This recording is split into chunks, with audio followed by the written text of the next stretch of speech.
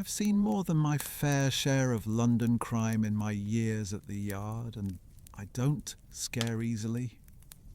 But there was one case that left me scratching my head until Holmes turned it all inside out. Mind you, I wasn't about to admit that to him at the time. Still, I can say now that the Yard owes more to that man than it ever cared to put in the record books. It was a damp October evening in 1895 when I found myself leafing through old case files in my cramped office at Scotland Yard. The gaslight flickered against the yellowed papers, casting long shadows across reports that had once kept me awake at night. My fingers paused on a particular file, thin, unremarkable to most eyes, but one that still made my jaw tighten with the memory of those frustrating weeks. The Baker Street Riddle, I'd come to call it, though that wasn't the official designation. The brass at the Yard preferred their cases to sound more conventional. The whole affair began with what seemed like a simple series of petty thefts in the neighbourhood surrounding Baker Street. Nothing that should have troubled an inspector of my experience, you understand. I'd been working these London streets long enough to know the patterns of common crime. The desperate taking from the comfortable, the cunning preying on the careless. But in this case, this one threw every assumption I'd made about criminal behaviour right out the window. I remember the morning it all started, clear as if it were yesterday, October 15th, to be precise. I was reviewing the previous night's reports when Constable Morrison knocked on my door, his young face flushed with the importance of his message. "Inspector Lestrade, sir," he said, barely containing his excitement. "We've got ourselves a proper mystery on our hands. Now, constables fresh from training have a tendency to see mystery in every missing cat and dramatic tragedy in every domestic dispute. I'd learned to temper my expectations accordingly. But Morrison was a steady lad, not given to flights of fancy, so I set down my morning tea and gave him my attention. "3 thefts reported overnight, sir," Morrison continued, producing his notebook with the careful precision I drilled into all my constables. "All within a 6-block radius of Baker Street, but here's what's peculiar, sir. The items taken don't make a lick of sense." I leaned back in my chair, the familiar creak of old wood settling into the rhythm of morning business. "Go on then, Morrison. What manner of senseless thievery has graced our jurisdiction?"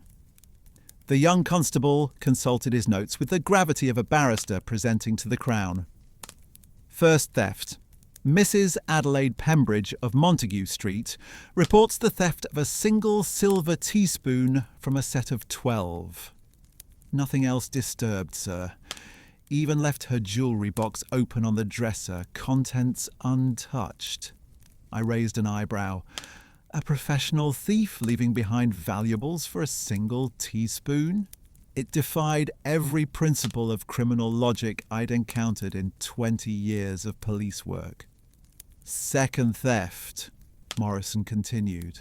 "Mr. Harold Fitzwilliam of Upper Baker Street. Someone entered his study through an unlocked window and took precisely 1 volume from his extensive library. Principles of Geological Survey by some fellow named Whitmore. Again, nothing else touched, not even the cash box sitting right there on his desk." The pattern was becoming more peculiar by the moment.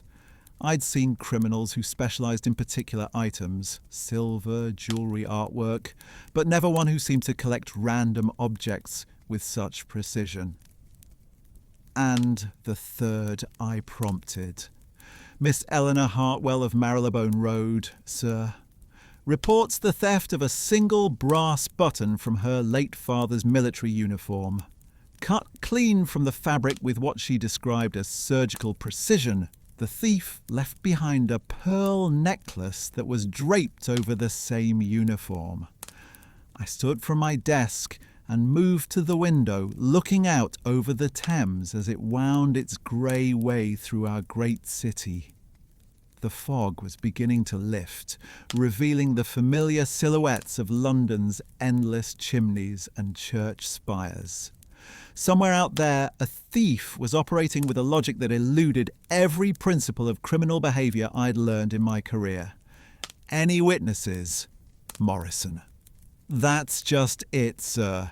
Each theft appears to have occurred in broad daylight, yet none of the neighbours saw anything suspicious. No broken windows, no forced doors. It's as if the thief simply appeared, took what he wanted, and vanished like morning mist. I turned back to my constable, noting the mixture of excitement and bewilderment in his eyes. It was the same expression I'd worn myself during my early years at the yard, when every case seemed to promise adventure, and every criminal appeared to possess some supernatural cunning. Time and experience had taught me that most mysteries dissolved under the harsh light of methodical investigation. But I couldn't shake the feeling that this case might prove different. Right then, I said, reaching for my coat, let's pay these victims a visit. Nothing beats seeing a crime scene with your own eyes.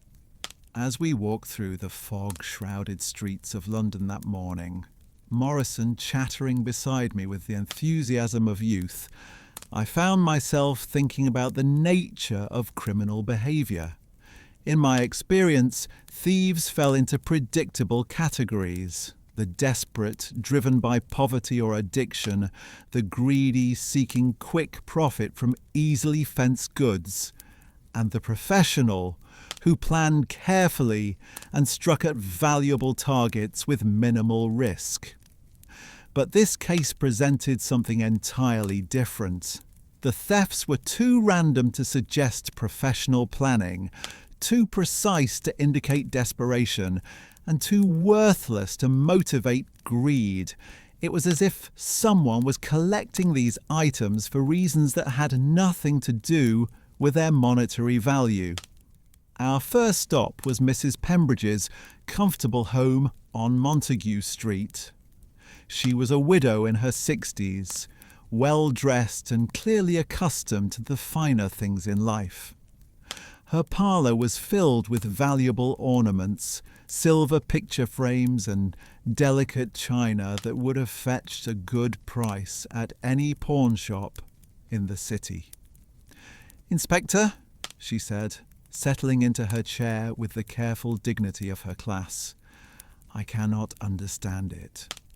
The thief walked past my grandmother's silver service, ignored my jewellery and took nothing but a single teaspoon. It's the most peculiar thing that's ever happened to me. I examined the silver service she indicated. 11 matching teaspoons remained in their felt-lined case, the empty space where the 12th had rested looking oddly conspicuous. The pattern was intricate, Georgian by the look of it, and certainly valuable enough to make the entire set worth stealing. "Was there anything special about that particular spoon, ma'am?" I asked. "Perhaps it had some marking or damage that set it apart from the others." Mrs. Pembridge considered this carefully. "Well, now that you mention it, Inspector, that spoon did have a small dent near the handle. My late husband's work, I'm afraid. He had a tendency to tap his spoons against his teacup when he was thinking. I always meant to have it repaired, but..." She trailed off, her eyes distant with memory. A damaged spoon. I made note of this detail, though its significance escaped me at the moment. Perhaps the thief had some use for imperfect silver, though I couldn't imagine what that might be. Our next visit took us to Mr. Fitzwilliam's residence on Upper Baker Street. The gentleman was clearly agitated by the intrusion into his private study, though he attempted to maintain the composed demeanour expected of his social position. "Inspector Lestrade," he said, gesturing toward his impressive library, "I've collected these books over 30 years of scholarly pursuit. First editions, rare volumes, manuscripts of considerable value, and yet the thief ignored them all for a basic geological survey that any university student might purchase for a few shillings." I examined the gap in his bookshelf where the stolen volume had rested.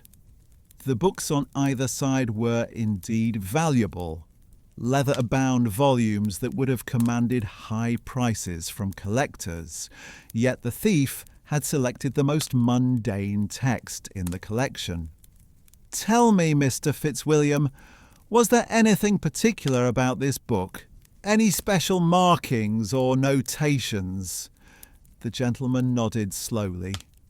As a matter of fact, yes. The previous owner had made extensive margin notes throughout the text, quite detailed observations about soil composition and mineral deposits. I purchased it from an estate sale specifically because of those annotations. They provided fascinating insights into geological surveys conducted in the Welsh countryside.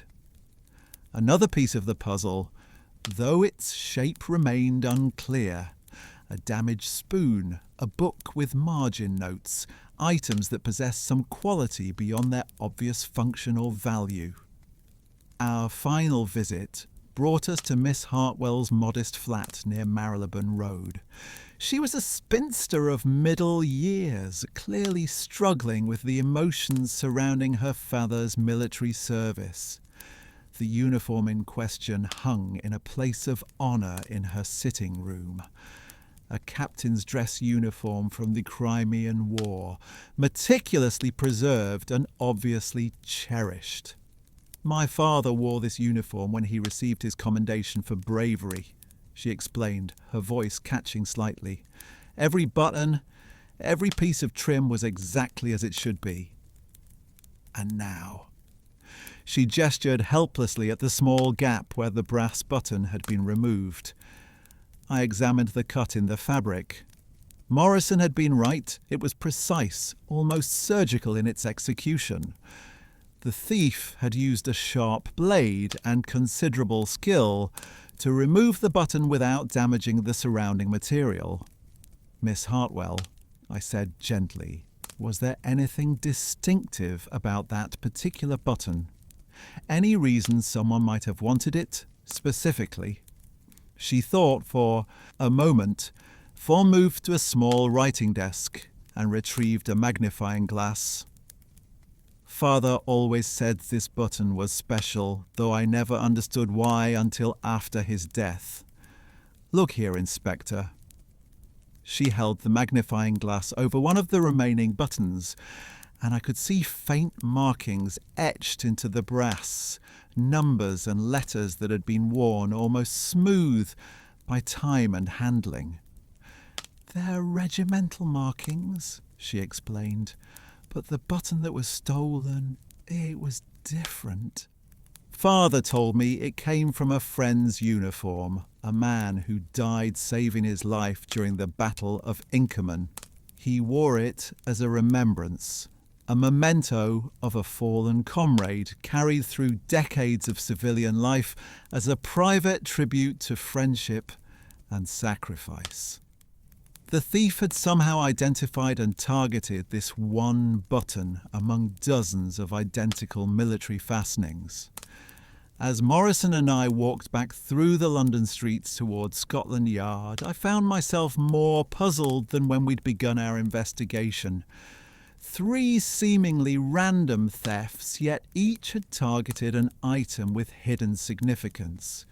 A damaged spoon, an annotated book, a memorial button.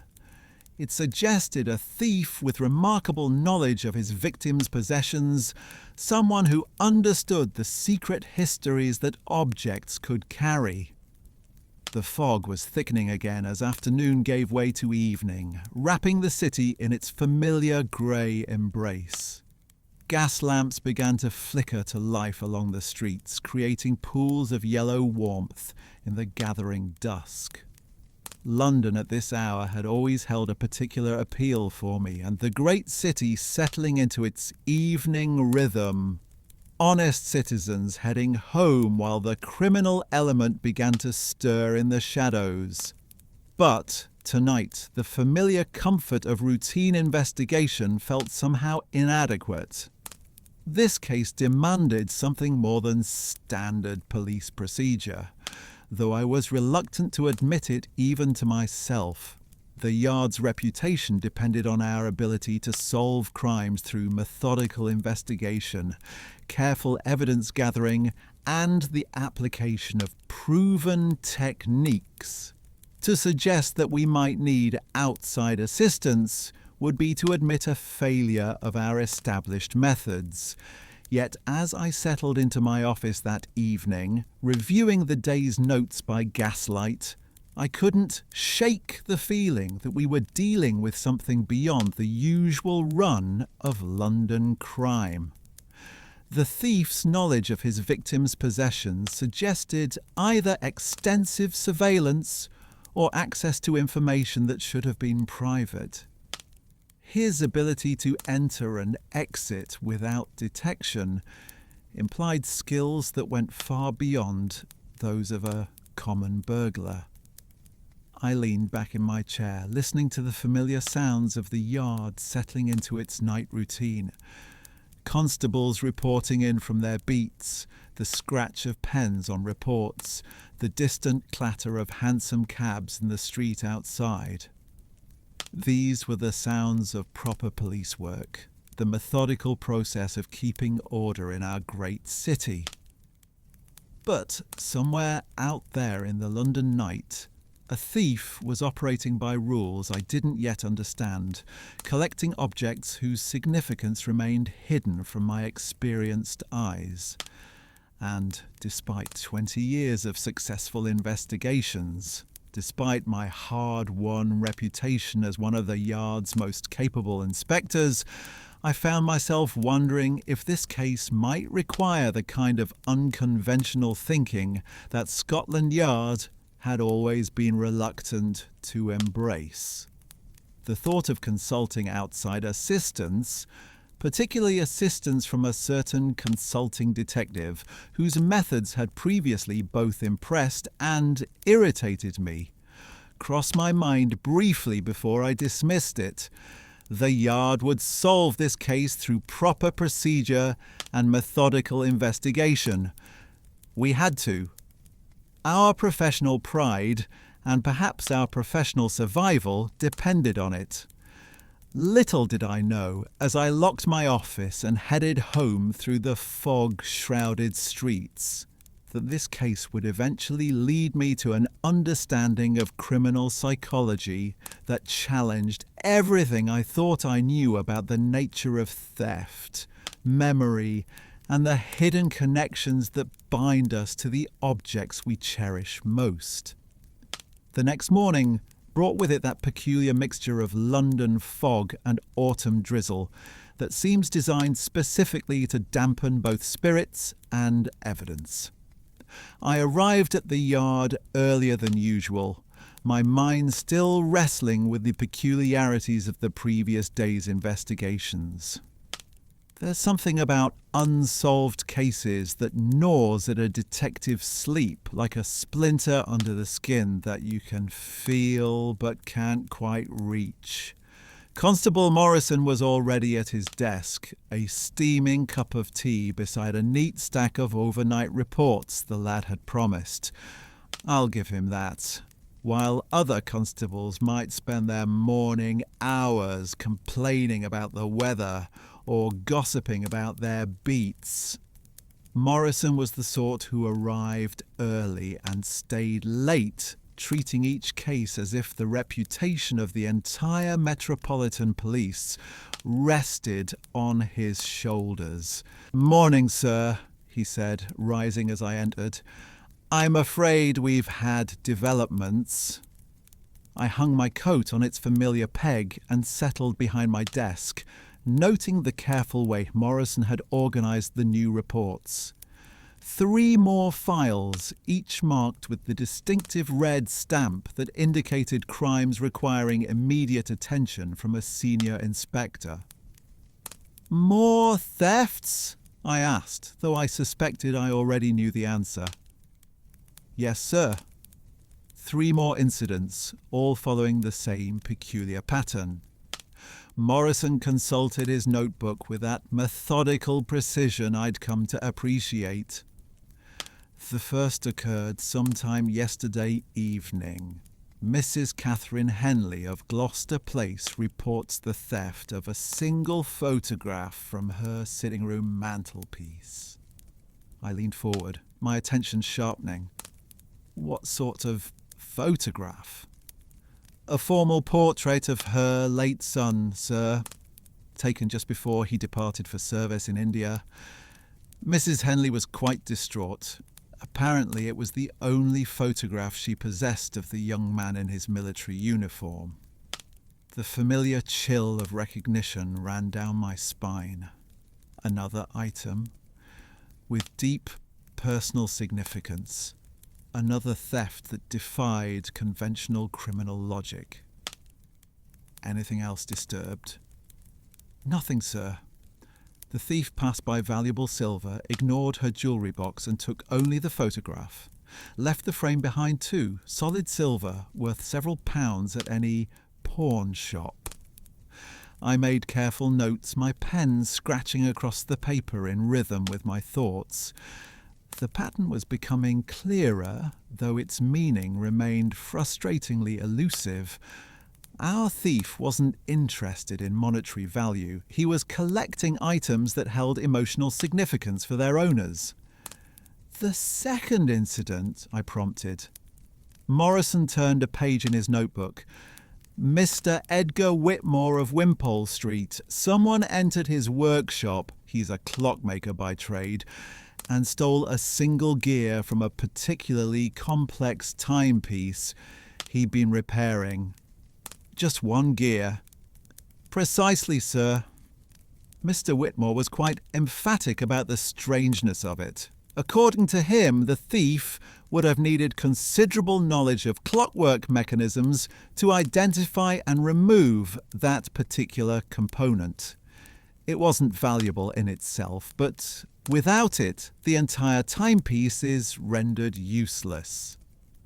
I set down my pen and leaned back in my chair, the familiar creak of old wood providing a momentary soundtrack to my contemplation. A clockmaker's gear, not valuable to a common thief, but essential to the function of the mechanism it belonged to. Like the other stolen items, it possessed significance that went beyond its obvious properties. And the third. Professor James Morley of Bedford Square, sir, reports the theft of a single page from his personal journal. The thief somehow gained entry to his locked study, ignored valuable books and scientific instruments, and removed exactly 1 page from a journal Professor Morley has been keeping for over 20 years. The implications were staggering. Our thief possessed not only detailed knowledge of his victim's possessions, but also the skill to identify and extract items whose loss would cause maximum emotional distress while maintaining minimal monetary gain. It suggested a criminal mind operating according to principles I'd never encountered in 2 decades of police work. "Any witnesses to these latest incidents?" I asked, though I suspected I already knew the answer. "None, sir." Same pattern as before. The thefts occurred during daylight hours, yet no one saw anything suspicious. No signs of forced entry, no disturbance beyond the missing items. I stood, and moved to the window, looking out over the Thames as it flowed grey and sluggish through the heart of our great city. Somewhere in London, a criminal was operating with a precision and knowledge that challenged every assumption I'd made about the nature of theft, the randomness of the targets, the specificity of the items taken, the complete absence of witnesses. It all suggested a level of planning and execution that went far beyond ordinary criminal enterprise. "Morrison," I said, turning back to my constable, "I want you to prepare detailed reports on all 6 incidents. Include everything: victim statements, physical evidence, neighbourhood inquiries, and I want maps showing the locations of each theft. If there's a pattern to be found, we'll find it through methodical investigation." "Already begun, sir," Morrison replied, producing a hand-drawn map of central London with small red marks indicating each crime scene. "I've plotted all 6 locations, and there does seem to be a geographic pattern emerging. I examined the map with growing interest. The 6 marks formed a rough circle around Baker Street, with each theft occurring within a few blocks of that famous address. It could have been coincidence, but 20 years of police work had taught me to be suspicious of coincidences, especially when they occurred in sets of 6. "Interesting," I murmured. "What else have you discovered?" Morrison consulted another page of his notes. "I took the liberty of conducting additional interviews with the victims, sir. Asked each of them about the specific significance of the stolen items. The pattern that emerges is, well, it's quite remarkable." I raised an eyebrow, impressed despite myself by the young constable's initiative. "Go on." "In every case, sir, the stolen item represented some form of memory or emotional connection. Mrs. Pembridge's teaspoon, the one with the dent, was her husband's favourite. He used it every morning for 30 years of marriage. Mr. Fitzwilliam's book contained annotations made by his late brother, a geologist who died in a mining accident. Miss Hartwell's button, as we learned, was a memorial to her father's fallen comrade." Morrison paused, consulting his notes again. "The pattern continues with yesterday's thefts. Mrs. Henley's photograph was the last image taken of her son before he died of fever in India. Mr. Whitmore's gear belonged to a clock he was repairing as a final commission, the last work of a master clockmaker who taught him his trade. And Professor Morley's journal page contained his only written record of a scientific discovery he made with a colleague who died before they could publish their findings together. The hair on the back of my neck began to rise as the full implication of Morrison's research became clear. This wasn't random theft at all. Someone was systematically targeting items that represented lost relationships, cherished memories, final connections to loved ones who had passed away. It was a form of cruelty that went far beyond mere criminal enterprise. "Good work, Morrison," I said, meaning it. "This information changes everything about how we approach this case." I returned to my desk and began organising the files, my mind racing through the implications of what we'd discovered. A thief who specialised in memory, who could somehow identify and target the most emotionally significant possessions of his victims. It suggested either an extraordinary ability to research his targets or access to information that should have been entirely private.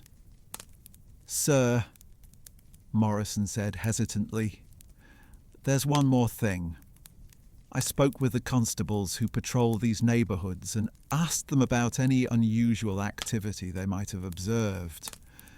And Several of them mentioned seeing the same individual on multiple occasions near the scenes of our thefts.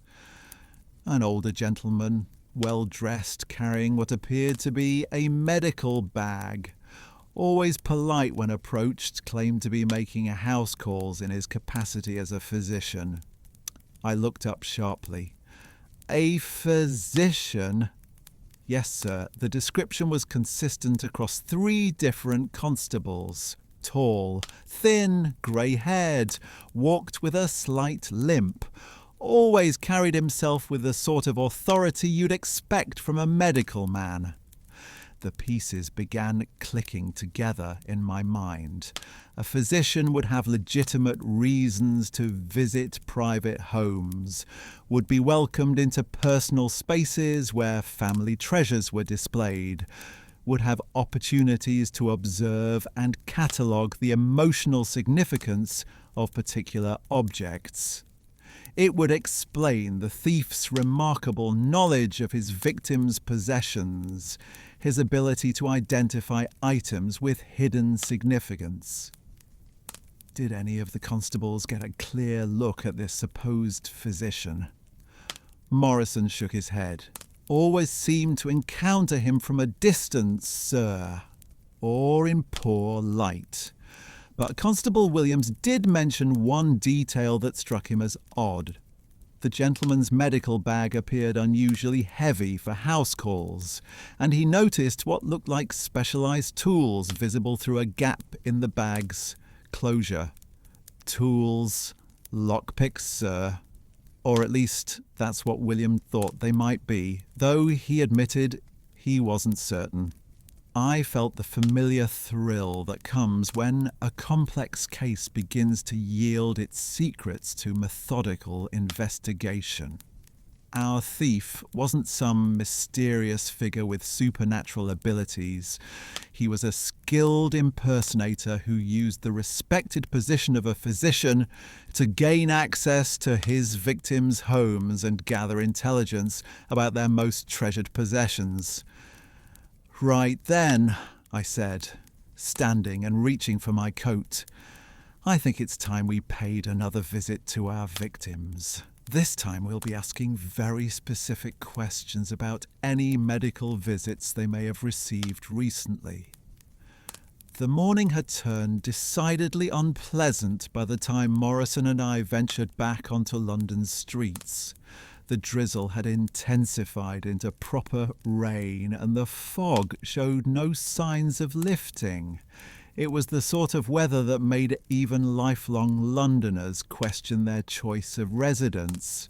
But I've always found that miserable weather tends to make witnesses more cooperative. There's something about being cold and wet that makes people eager to invite police officers inside for tea and conversation.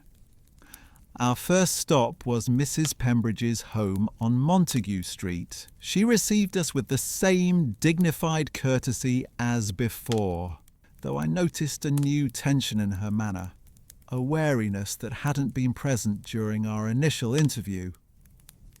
"Inspector Lestrade," she said, settling us in her parlour with fresh tea and biscuits. "I do hope you've made progress on this dreadful business. I've hardly slept since the theft. It's not the value of the spoon. You understand, it's the principle of the thing." "Indeed, Mrs. Pembridge," I said, accepting the offered tea with gratitude. "We have made some progress, and I hope you might help us with a few additional questions." "Certainly, Inspector. Anything to help catch this awful person.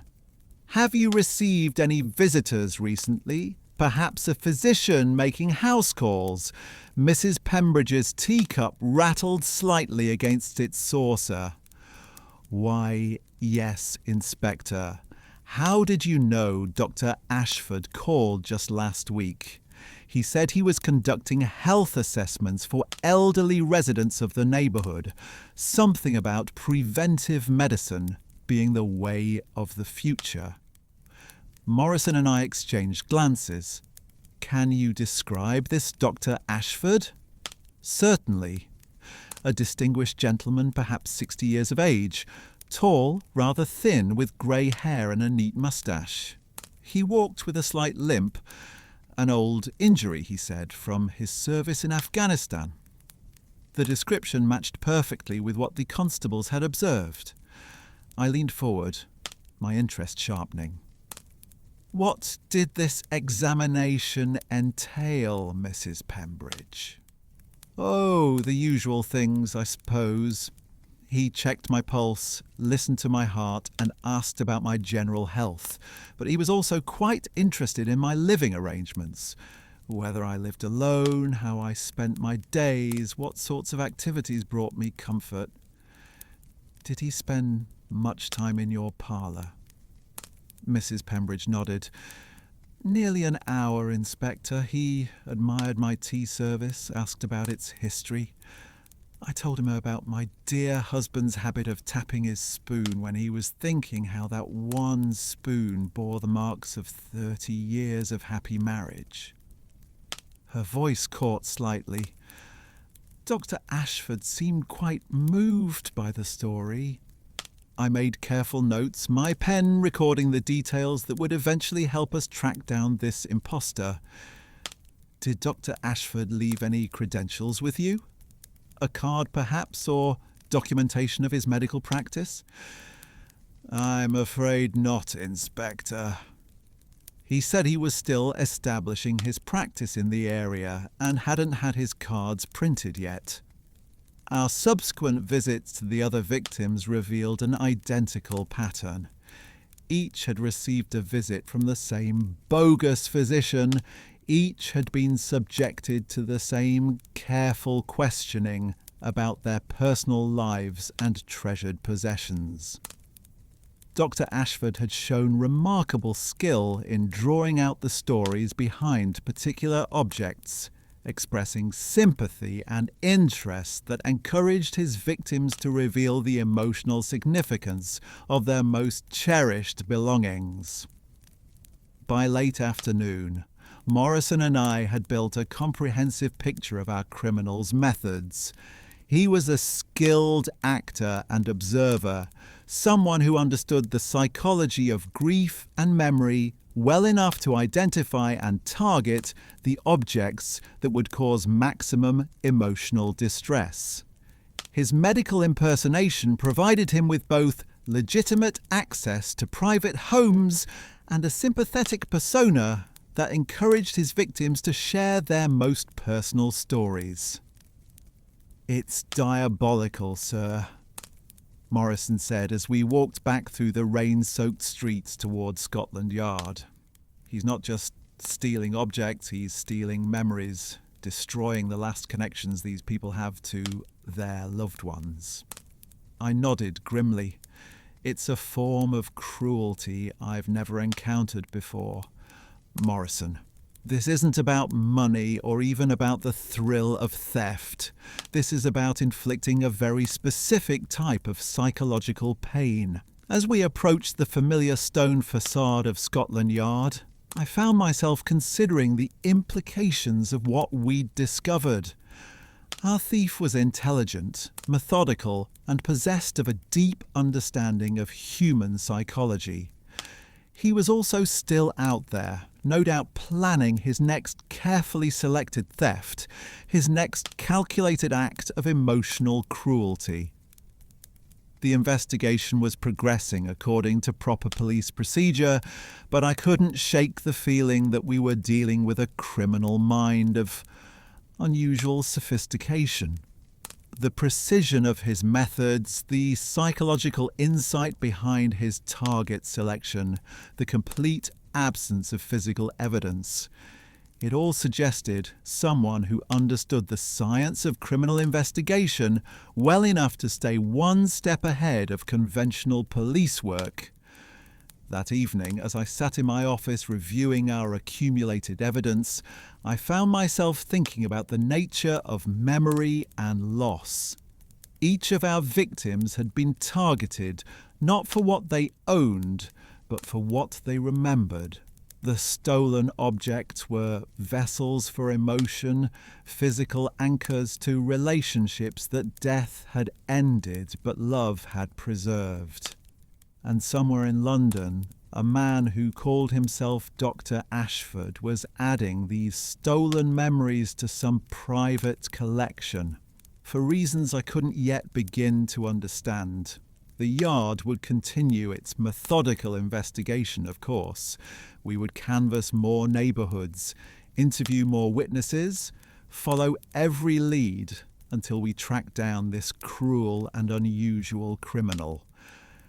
But as I locked my office and headed out into the fog-shrouded London night, I found myself wondering if this case might eventually require the sort of unconventional insight that proper police procedure, for all its virtues, sometimes failed to provide. The thought troubled me more than I cared to admit. The third day of what I had begun to think of as the memory thief case dawned grey and bitter, with a wind that seemed determined to find every gap in a man's clothing and settle there with malicious intent. I arrived at Scotland Yard to find my office in a state of organised chaos. Files spread across every available surface, maps pinned to the walls, and a growing collection of witness statements that painted an increasingly complex picture of our elusive Dr. Ashford. Morrison was already at work, his usually pristine desk now resembling a battlefield of papers and reports. The lad had clearly been there since before dawn, his shirt sleeves rolled up and his careful handwriting covering page after page of analysis. There's something to be said for enthusiasm in a constable, though I've learned to temper my expectations when young officers throw themselves into cases with such vigour. "Morning, Morrison," I said, hanging my coat and noting the way the young man's eyes were rimmed with fatigue. "I trust you haven't been here all night?" "Not quite all night, sir," he replied with a sheepish grin, "but I've made considerable progress on the case. I think you'll want to see what I've discovered." I settled behind my desk, accepting the cup of tea Morrison had prepared, strong enough to wake the dead and hot enough to thaw even the most stubborn London chill. "What have you found?" Morrison consulted his notes with the methodical precision that had become his trademark. "I've expanded our canvassing beyond the immediate victims, sir. Spoke with shopkeepers, servants and residents throughout the area where our thefts have occurred. The picture that emerges is, well, it's quite disturbing." I leaned forward, my attention caught by the gravity in Morrison's voice. "How so?" "Dr. Ashford has been active in this neighbourhood for at least 6 weeks, sir. Much longer than we initially suspected. I've found evidence of at least 15 separate house calls he made before the thefts began, all under the guise of providing preventive medical care to elderly residents. The implications hit me like a physical blow. Our thief hadn't simply stumbled upon his victims.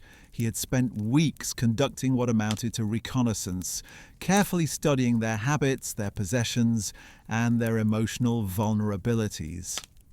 15 house calls, I repeated slowly, and how many of those resulted in thefts? 6 so far, sir. But based on the pattern of his visits and the types of questions he asked during his examinations, I suspect he gathered intelligence that could lead to many more thefts. Morrison spread a larger map across my desk, this one marked with different coloured pins to indicate various types of activity. The red pins show confirmed thefts. The blue pins show houses where Dr. Ashford made visits, but no thefts have been reported. The yellow pins indicate locations where neighbours reported seeing him, but where we haven't confirmed actual visits. The map told a story of systematic surveillance that chilled me to the bone. Our criminal hadn't simply been opportunistic. He had conducted what amounted to a military-style reconnaissance operation, gathering intelligence with the patience and thoroughness of a career spy. Morrison, this is exceptional work, I said, meaning every word. What else have you discovered? The constable's expression grew even more serious. I've been able to piece together a more detailed description of Dr. Ashford based on multiple witness accounts. The details are, well, they're almost too consistent if you take my meaning. I frowned. Too consistent, how every witness describes him in nearly identical terms. Sir. Same height, same build, same grey hair, same moustache, same slight limp.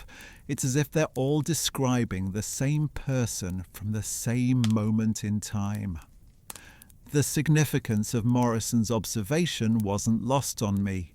In my experience, witness descriptions of the same individual typically varied considerably. One person would remember the suspect as taller, another as shorter. A third would swear the hair was darker or lighter. The human memory is notoriously unreliable when it comes to physical details, especially when observing strangers. You think our Dr. Ashford is wearing a disguise. More than that, sir.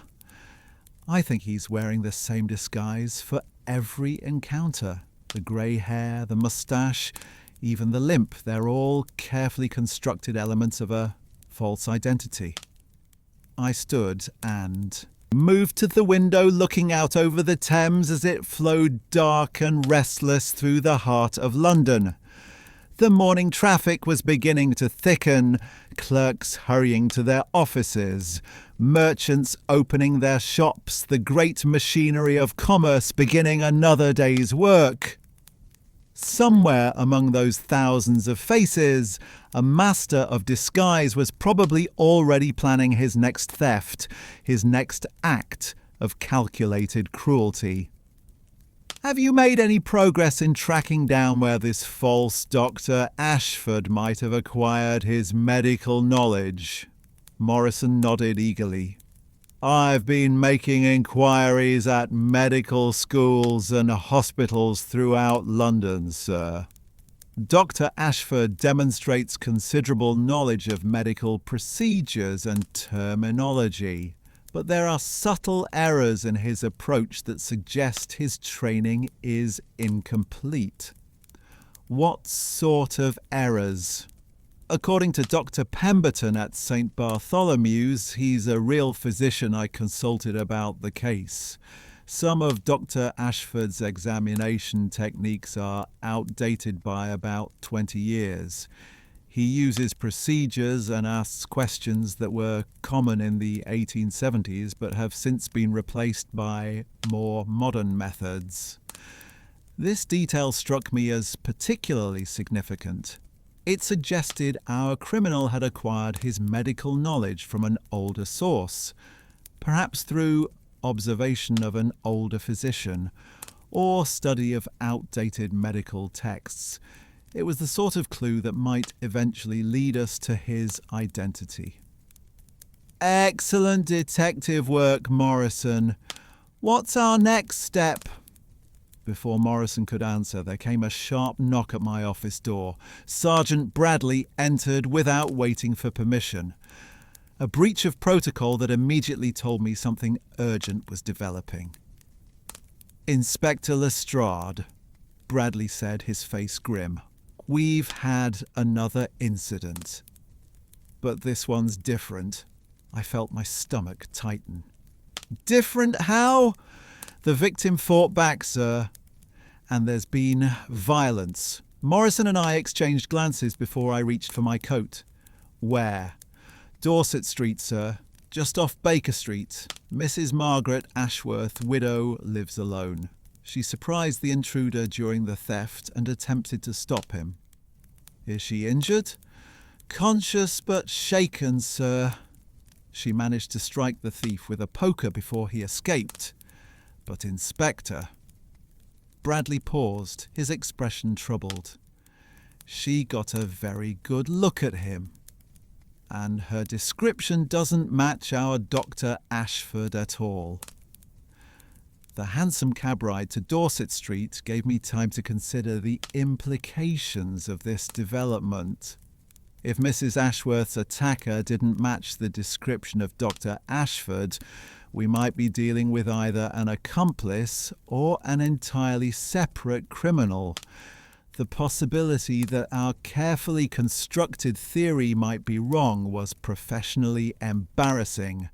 But I have learned that good detective work requires the flexibility to abandon incorrect assumptions when new evidence emerges. Dorset Street was one of those London thoroughfares that seem to exist in permanent shadow, even on the brightest days. The buildings crowded close together, their soot-stained brick faces creating a canyon of gloom that felt oppressive even in daylight. Mrs. Ashworth's home was a narrow 3-storey house, squeezed between a tobacconist's shop and a boarding house that had seen better decades. Mrs. Ashworth herself proved to be a formidable woman in her 70s, with steel-grey hair pulled back in a severe bun, and eyes that sparkled with intelligence and barely contained anger. She received us in her sitting room, one hand wrapped in bandages from her encounter with the intruder, the other gripping a cup of tea as if it were a weapon. "Inspector Lestrade," she said without preamble, "I hope you've come to tell me you've caught the wretch who invaded my home." "Not yet, Mrs. Ashworth," I replied, settling into the chair she indicated, "but we're making progress." "Can you tell me exactly what happened?" Mrs. Ashworth's account was precise and detailed, delivered with the clarity of someone accustomed to organising her thoughts under pressure. She had been in her kitchen when she heard movement in her sitting room, had investigated and discovered a man examining the contents of a glass display case where she kept her most precious mementos. "He wasn't Dr. Ashford," she said firmly. This was a younger man, perhaps 40 years of age, with dark hair and clean-shaven. Well-dressed, but not in the way of a gentleman, more like a successful tradesman or shopkeeper. I made careful notes, my pen scratching across paper as Mrs. Ashworth continued her description. The man she described bore no resemblance to the grey-haired physician who had been conducting reconnaissance throughout the neighbourhood. "What was he looking for in your display case?" Mrs. Ashworth's expression grew even more fierce. "My husband's pipe, Inspector. The one he was smoking when he died, heart attack, right there in his favourite chair. I've kept it exactly as it was that day, still filled with his tobacco. Another memory object, another item whose significance went far beyond its monetary value. Despite the change in the criminal's appearance, the psychological pattern remained consistent. You said you fought with this intruder. Indeed I did. There was unmistakable pride in Mrs. Ashworth's voice. 40 years of marriage to a policeman. My late husband served with the Metropolitan Police until his retirement taught me that criminals only understand one language.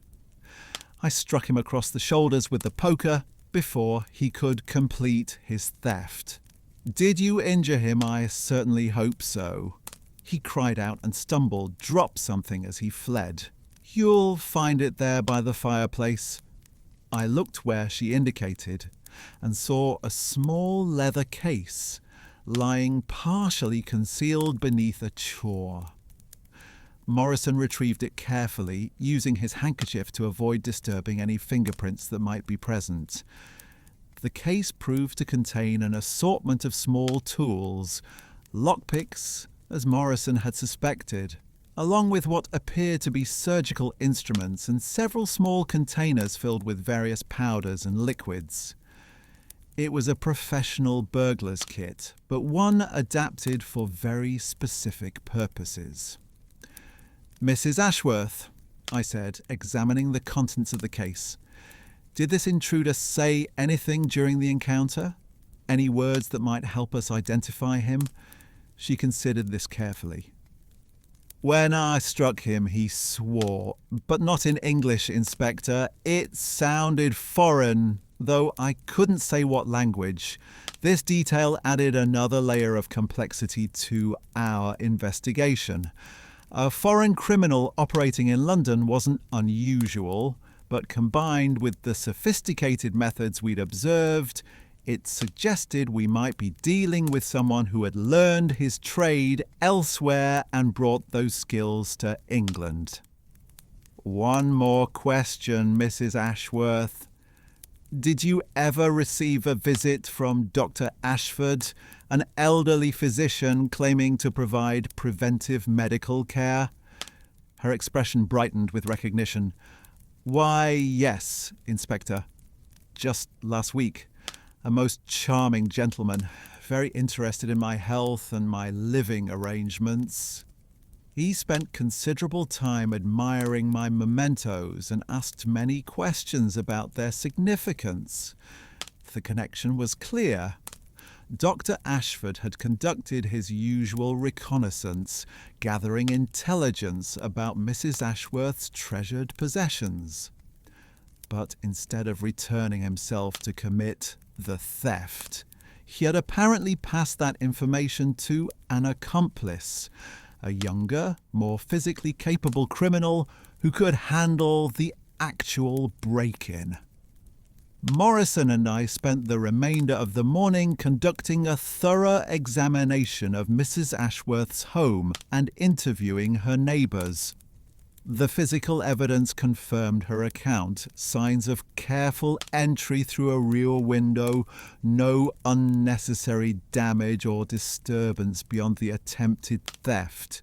The intruder had known exactly what he was looking for and where to find it. But we also discovered something else. Mrs. Ashworth's neighbour, Mr. Hartley, reported seeing two men conversing in the alley behind the houses the previous evening.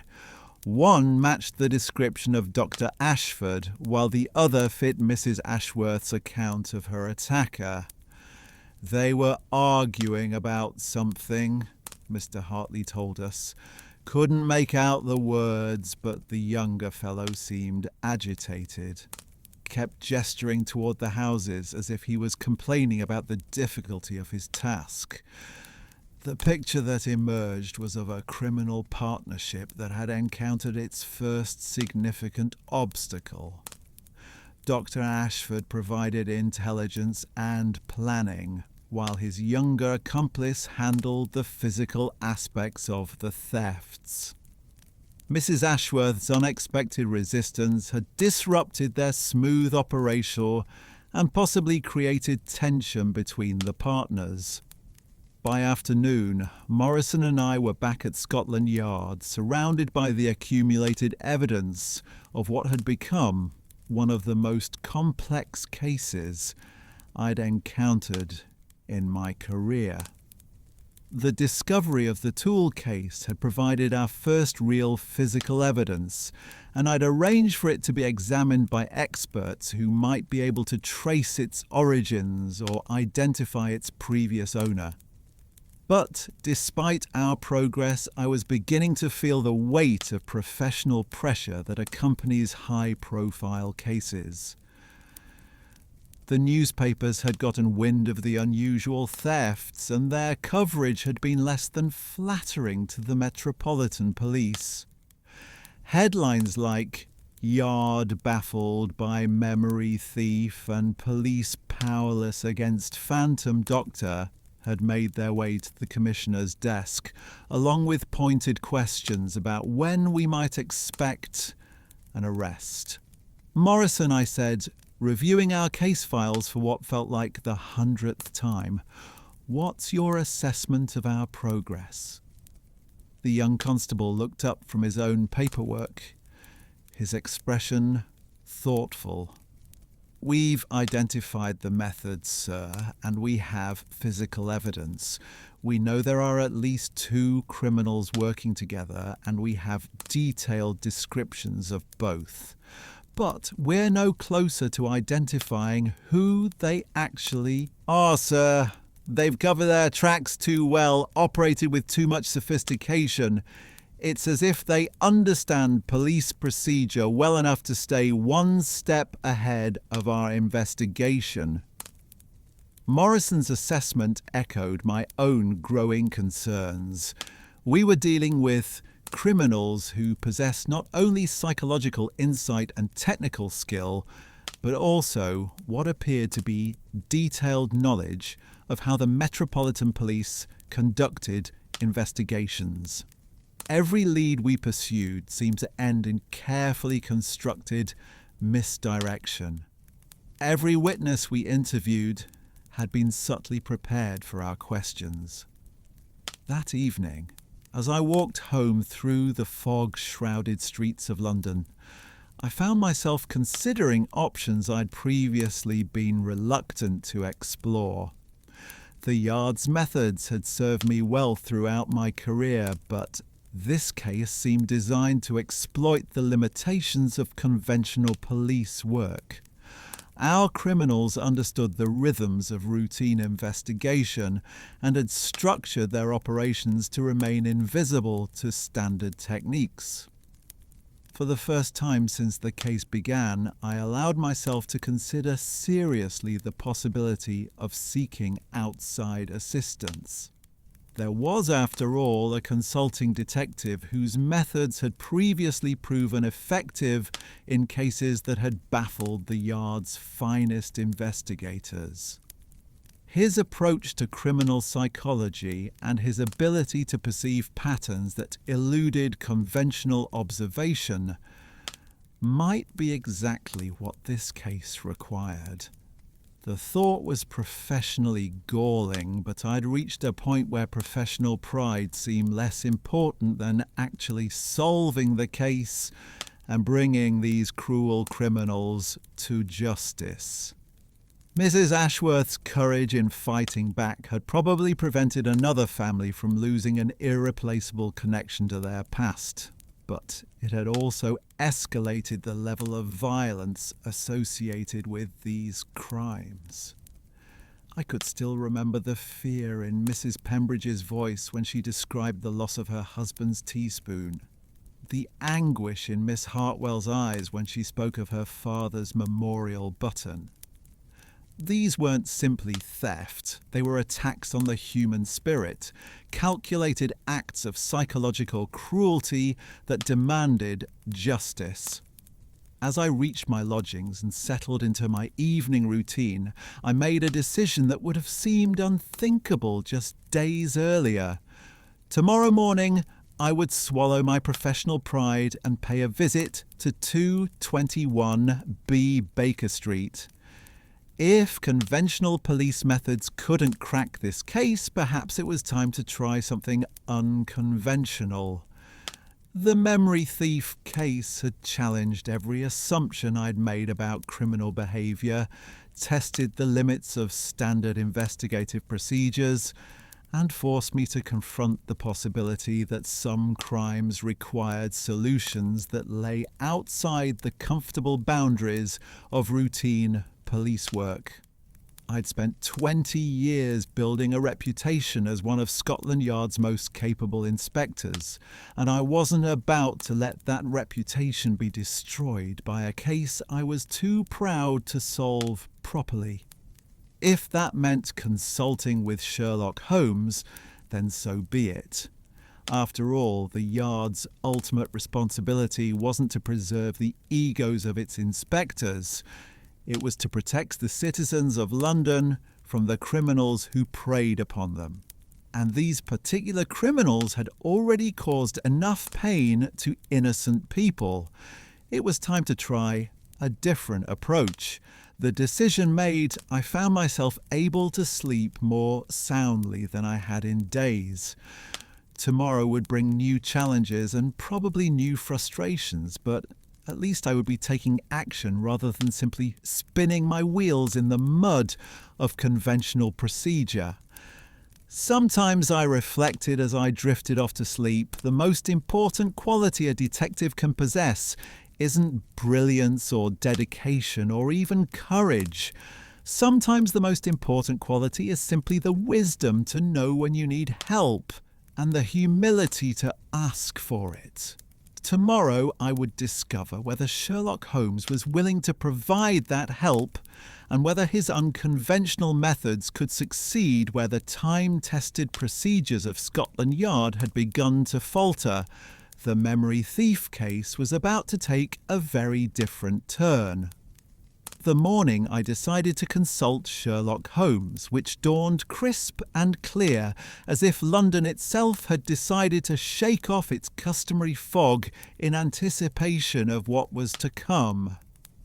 I've always found it curious how the weather seems to reflect the significance of certain days, though I suppose that's the sort of fanciful thinking that Holmes would dismiss with one of his sardonic observations about the human tendency to find patterns where none exist. Morrison met me at the Yard earlier than usual, his arms full of case files and his expression mixing excitement with apprehension. Word had somehow gotten around the station that Inspector Lestrade was considering bringing in the consulting detective, and the reaction among my colleagues had been mixed, to put it diplomatically. "Are you quite certain about this, Sir Morrison?" asked as we organised the evidence we'd be presenting. Inspector Gregson mentioned that Holmes can be rather difficult to work with. I chuckled, despite my own nervousness. Gregson's encounters with Holmes had become legendary around the Yard, usually ending with my colleague's face turning an interesting shade of purple as he spluttered about amateurs interfering with proper police work. But Gregson's pride had cost him more than one solved case, and I was determined not to make the same mistake. "Morrison," I said, gathering the files into my leather portfolio. "In 20 years of police work, I've learned that results matter more than ego. If Holmes can help us catch these criminals, then I'm prepared to endure whatever eccentricities he might display." The walk to Baker Street took us through some of London's most familiar neighbourhoods, past the shops and offices where honest citizens went about their daily business, unaware that somewhere among them walked criminals who specialised in stealing memories. The contrast wasn't lost on me. The ordinary world of commerce and routine existing alongside the extraordinary world of psychological manipulation and calculated cruelty that we'd uncovered. Number 2, 21. B. Baker Street presented its usual modest facade to the world, giving no hint of the remarkable mind that resided within. I'd been here before, of course, on those previous occasions when the Yard's cases had intersected with Holmes's investigations. But I'd never come as a supplicant, never arrived with the express purpose of admitting that Scotland Yard needed help. Mrs. Hudson greeted us with the warm efficiency that characterised her management of Holmes's domestic arrangements. "Inspector Lestrade, Constable Morrison," she said, though I was certain we'd never formally introduced Morrison during our previous visits. "Mr. Holmes is expecting you." This didn't surprise me. Holmes had an uncanny ability to anticipate visits from the Yard, usually because his network of street informants had already brought him news of whatever case was troubling us. I'd long since stopped wondering how he managed to stay so well informed about police business. We climbed the familiar stairs to Holmes's sitting room, our footsteps echoing in the narrow stairwell. The door stood slightly ajar, and through it came the sound of Holmes's violin, a melancholy piece that seemed to capture something of the autumn mood that had settled over London. "Come in, Lestrade," Holmes called without pausing in his playing, "and bring young Morrison with you. I believe you'll find this case more interesting than most." We entered to find Holmes standing by the window, his lean figure silhouetted against the morning light as his bow moved across the strings with practiced precision. Dr. Watson sat in his usual chair by the fireplace, a medical journal open in his lap, though his attention was clearly focused on his friend's performance. The room itself reflected the organised chaos that I'd come to associate with Holmes's method of thinking. Papers were scattered across every surface, books lay open to specific passages, and what appeared to be a detailed map of central London had been pinned to one wall with coloured pins marking various locations. "Dr. Watson, Mr. Holmes," I said, removing my hat as Holmes finished his piece and set the violin aside. "Thank you for agreeing to see us." "Not at all, Inspector," Watson replied, rising to shake our hands with his customary courtesy. "Holmes has been following your case with considerable interest." Holmes turned from the window, his sharp grey eyes taking in Morrison and myself with that peculiar intensity that made most people feel as though they were being examined under a microscope. "The memory thief, as the papers have dubbed him. A most intriguing criminal psychology, though I confess myself surprised that the Yard has taken so long to recognise the true nature of what you're dealing with." I felt my jaw tighten slightly, but forced myself to maintain a civil tone. "And what, in your opinion, is the true nature of what we're dealing with?" Holmes moved to his chair and settled into it with that feline grace that characterised all his movements. "You're pursuing a man who understands grief, Lestrade. Not in the way that ordinary criminals understand desperation or greed, but someone who has made a study of loss and memory. Your Dr. Ashford isn't simply gathering intelligence about valuable objects, he's conducting what amounts to psychological research." Morrison leaned forward, his notebook ready. "Research for what purpose?" Sir R., the practical constable, speaks. Holmes said with what might have been approval. "An excellent question, young man. Tell me, in your investigation of the victims, did you notice any patterns beyond the obvious emotional significance of the stolen items?" Morrison consulted his notes with that methodical precision I'd come to appreciate. "They were all elderly, sir. All living alone, all had recently lost someone close to them." And Morrison frowned clearly, searching for whatever pattern Holmes had perceived that had escaped our notice. "I'm not certain what else you're seeing." Sir Holmes steepled his fingers beneath his chin, a gesture I'd learned to associate with his moments of greatest concentration. "Consider the specific nature of each theft, Morrison. A teaspoon dented by a husband's nervous habit, a book annotated by a deceased brother, a button from a fallen comrade's uniform.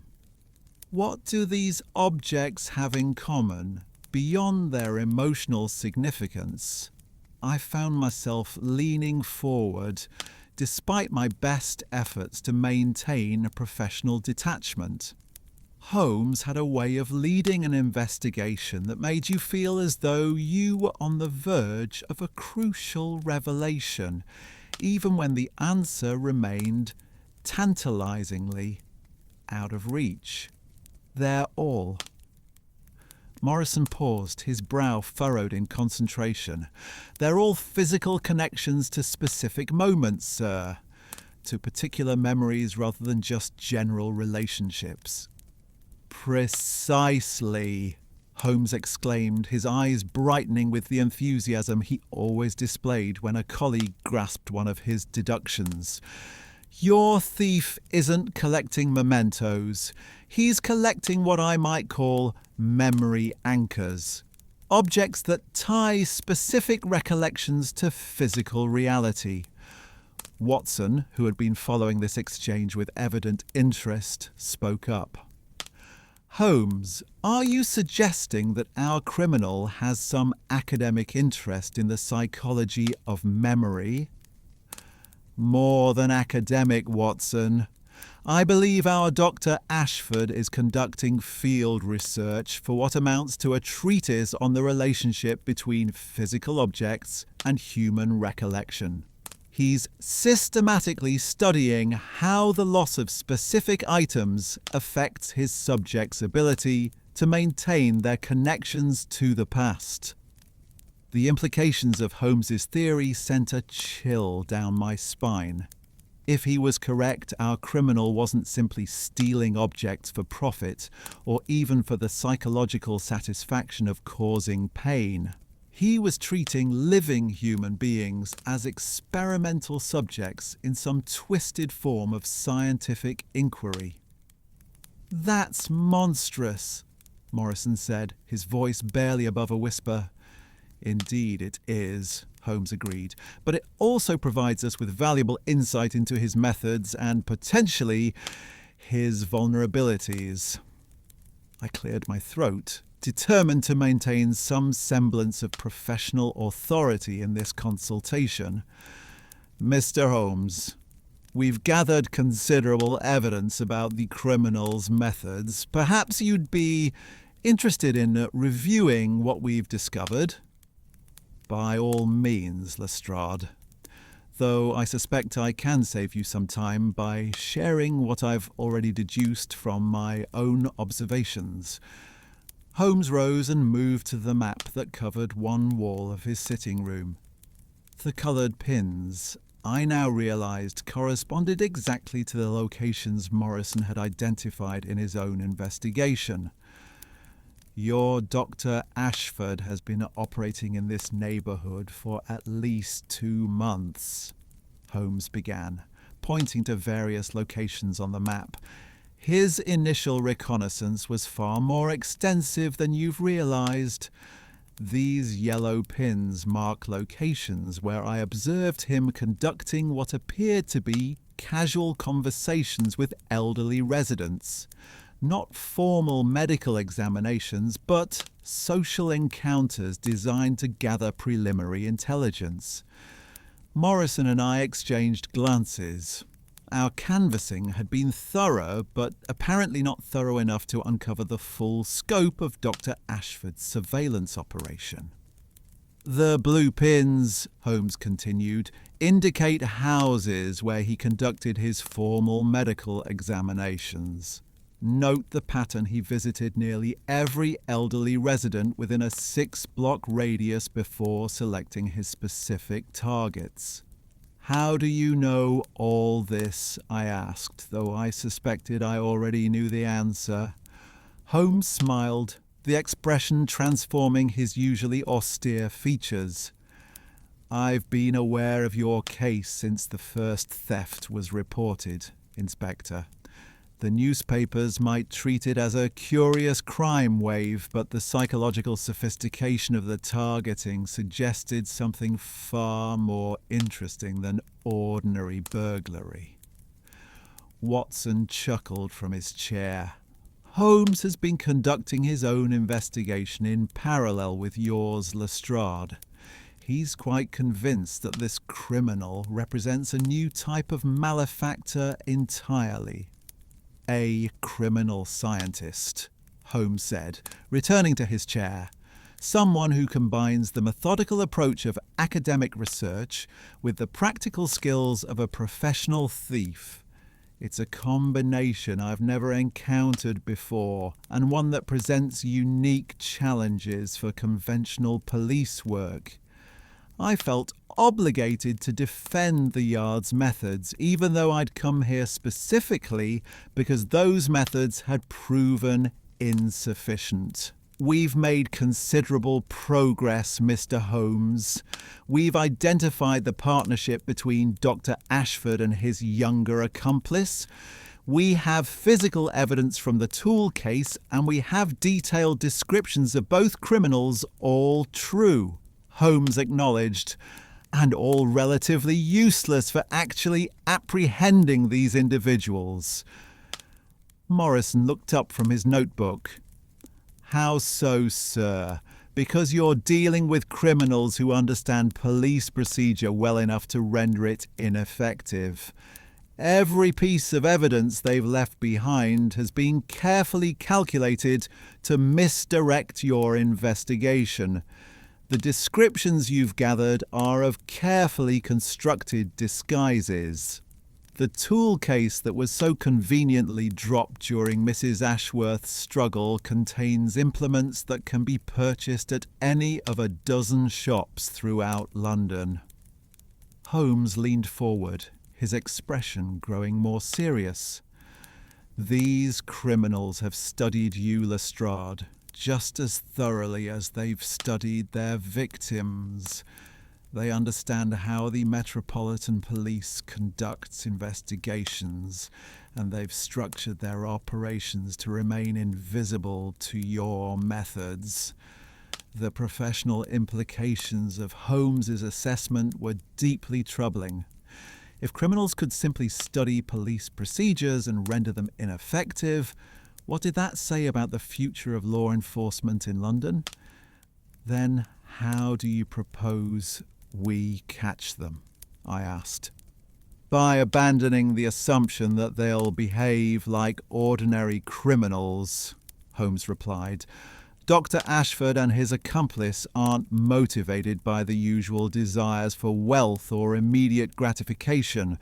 They're conducting a long-term research project, which means they'll continue their operations according to a predetermined plan, rather than responding to the pressure of police investigation. Watson had been following this discussion with evident fascination. Holmes, are you suggesting that we can predict their next targets? More than that, Watson.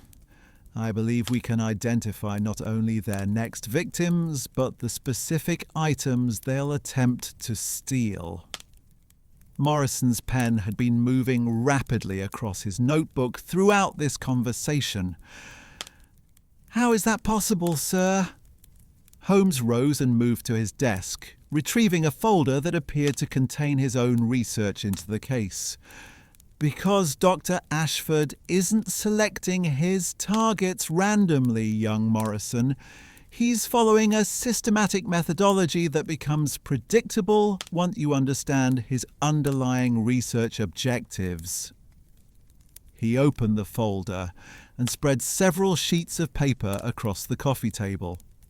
I could see lists of names, addresses, and what appeared to be detailed psychological profiles of elderly residents throughout the Baker Street area. I've compiled profiles of every potential victim within Dr. Ashford's operating area, Holmes explained, cross-referenced with public records, obituary notices, and information gathered through my own network of informants. The pattern of his selections becomes clear when you analyse the data systematically. I studied the papers, noting Holmes's meticulous attention to detail and the comprehensive nature of his research. This was investigative work on a scale that went far beyond what the Yard's resources could have supported, conducted with a level of psychological insight that would have been impossible using our standard methods. Dr. Ashford is selecting victims who possess objects that represent specific types of memory, Holmes continued, spousal relationships, sibling bonds, friendships forged in military service, parent-child connections. He's systematically cataloguing how different types of emotional attachment manifest in physical mementos. The scientific coldness of this approach was perhaps more disturbing than simple cruelty would have been. Our criminal wasn't just stealing treasured possessions, he was treating human grief as raw material for academic research. Based on this analysis, Holmes said, pointing to specific entries in his files, I can predict with considerable confidence that his next 3 targets will be Mrs. Dorothy Whitman of Gloucester Place, Mr. Edward Thornfield of Baker Street proper, and Miss Sarah Cromwell of Portman Square. Morrison looked up from his frantic note-taking. What makes you certain of these specific individuals? So Mrs. Whitman recently lost her only daughter and possesses a locket containing the child's hair, a type of memorial that Dr. Ashford hasn't yet studied. Mr. Thornfield is a veteran of the Indian campaigns who keeps his deceased captain's sword mounted above his fireplace. Miss Cromwell has preserved her late fiancé's engagement letters in a special box that she's mentioned to several neighbours. The precision of Holmes's predictions was both impressive and unnerving. If he was correct, we now had the opportunity to intercept Dr. Ashford and his accomplice before they could commit their next thefts. But it also raised uncomfortable questions about the extent of Holmes's surveillance of London's citizens. How do you come by such detailed knowledge of their people's private lives? I asked. Holmes waved a dismissive hand. Information is everywhere, Lestrade, for those who know how to gather and interpret it. Servants gossip, tradesmen observe neighbours. Notice, London is full of people who see everything and understand nothing. I simply provide the understanding. Watson caught my eye and offered a slight smile that seemed to say, "You'll get used to his methods eventually." I wasn't entirely certain that was true, but I had to admit that Holmes's approach had yielded insights that months of conventional police work had failed to produce. "Very well, Mr. Holmes," I said, gathering the papers he'd shared with us. "Assuming your predictions are correct, what do you propose we do with this information?" Holmes's eyes gleamed with the predatory satisfaction of a hunter who had finally located his prey. "We're going to give Dr. Ashford and his accomplice exactly what they want, Inspector. We're going to provide them with the perfect opportunity to complete their research." And then Morrison asked. And then Holmes said, settling back into his chair with evident satisfaction, "We're going to spring the most carefully constructed trap in the history of criminal investigation." The consulting detective had entered our case, and I could already sense that nothing would ever be quite the same again. The planning session that followed Holmes's revelation about the predicted targets proved to be one of the most extraordinary experiences of my police career. I've sat through countless strategy meetings at Scotland Yard, endured hours of bureaucratic discussion about procedure and protocol, but nothing had prepared me for watching Sherlock Holmes construct what he called a web of calculated inevitability around our unsuspecting criminals. Watson had cleared the dining table of its usual clutter, and we now had the entire surface covered with maps, photographs, witness statements, and what appeared to be a detailed psychological profile of both Dr. Ashford and his younger accomplice. Holmes moved between these materials like a conductor orchestrating a complex symphony. his sharp eyes taking in details that seemed to exist in some invisible connection only he could perceive. The fundamental error in conventional police work, Holmes said, arranging several photographs of the crime scenes in a specific pattern, is the assumption that criminals react to investigation rather than anticipating it. Your Dr. Ashford has been planning for police involvement since before he committed his first theft. Morrison, who had been taking notes with increasing fervour, looked up from his notebook. How can you be certain of that, sir? Holmes smiled with the satisfaction of a teacher whose student had asked exactly the right question. Consider the sophistication of his methods, Morrison. The medical impersonation, the psychological profiling of victims, the systematic intelligence gathering, these aren't techniques developed in response to police pressure. They're the foundation of his entire operational structure. I found myself leaning forward despite my best efforts to maintain professional skepticism. You're suggesting he anticipated our investigation from the beginning. More than anticipated, Lestrade. He planned for it.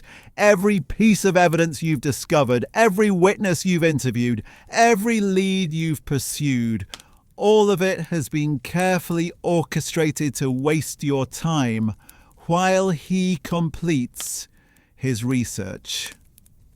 The implications were staggering.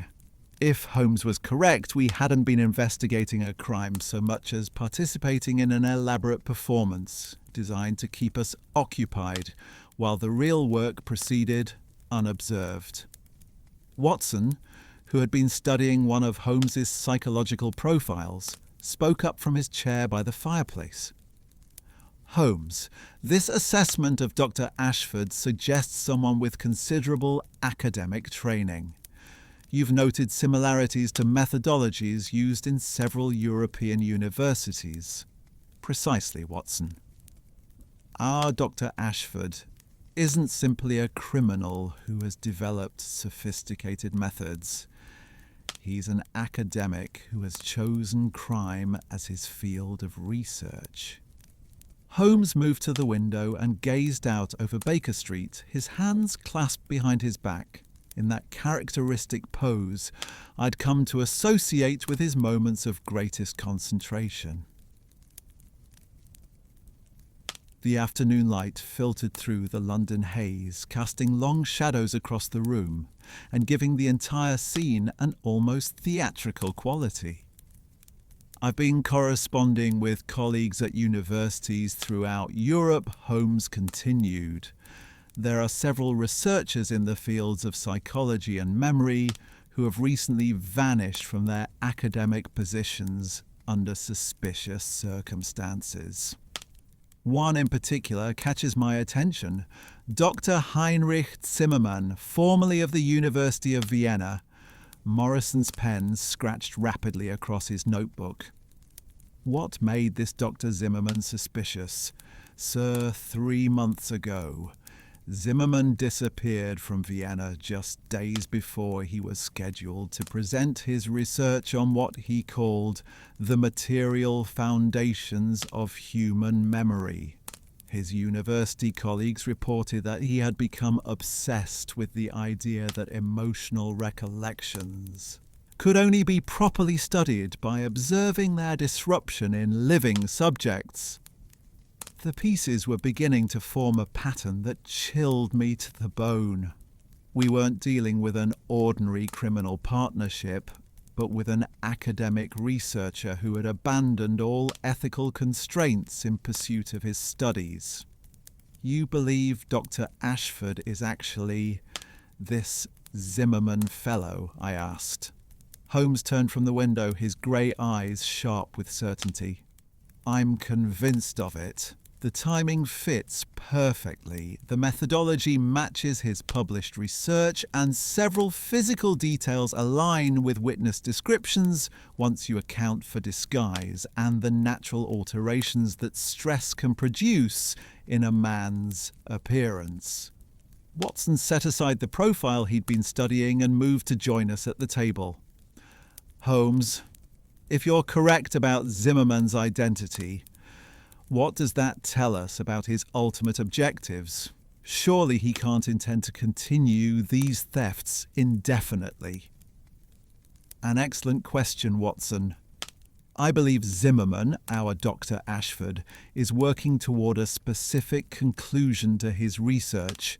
He's not simply collecting random examples of memory objects. He's building towards some form of comprehensive study or publication. Holmes moved to his desk and retrieved another folder, this one containing what appeared to be academic papers and correspondence. I've obtained copies of Zimmerman's published work from before his disappearance. His research focused on what he termed the breaking point of memory attachment, the precise moment when the loss of a physical object causes the associated emotional recollection to begin deteriorating. Morrison looked up from his notes, his expression troubled. You mean he's studying how stealing these items affects his victim's ability to remember their loved ones? Exactly. And based on the pattern of his theft so far, I believe he's nearing the completion of his field research, which means his behaviour is about to become significantly more dangerous. The room fell silent as the implications of Holmes's analysis settled over us. We'd been treating these thefts as isolated crimes, but they were actually components of a larger experiment that used living human beings as unwilling test subjects. How much more dangerous? I asked, though I wasn't certain I wanted to hear the answer. Holmes consulted several pages of notes before responding. Zimmerman's academic work suggests that he believes that the most valuable data comes from observing subjects during moments of acute psychological distress. Up until now, his thefts have been calculated to cause specific types of emotional pain.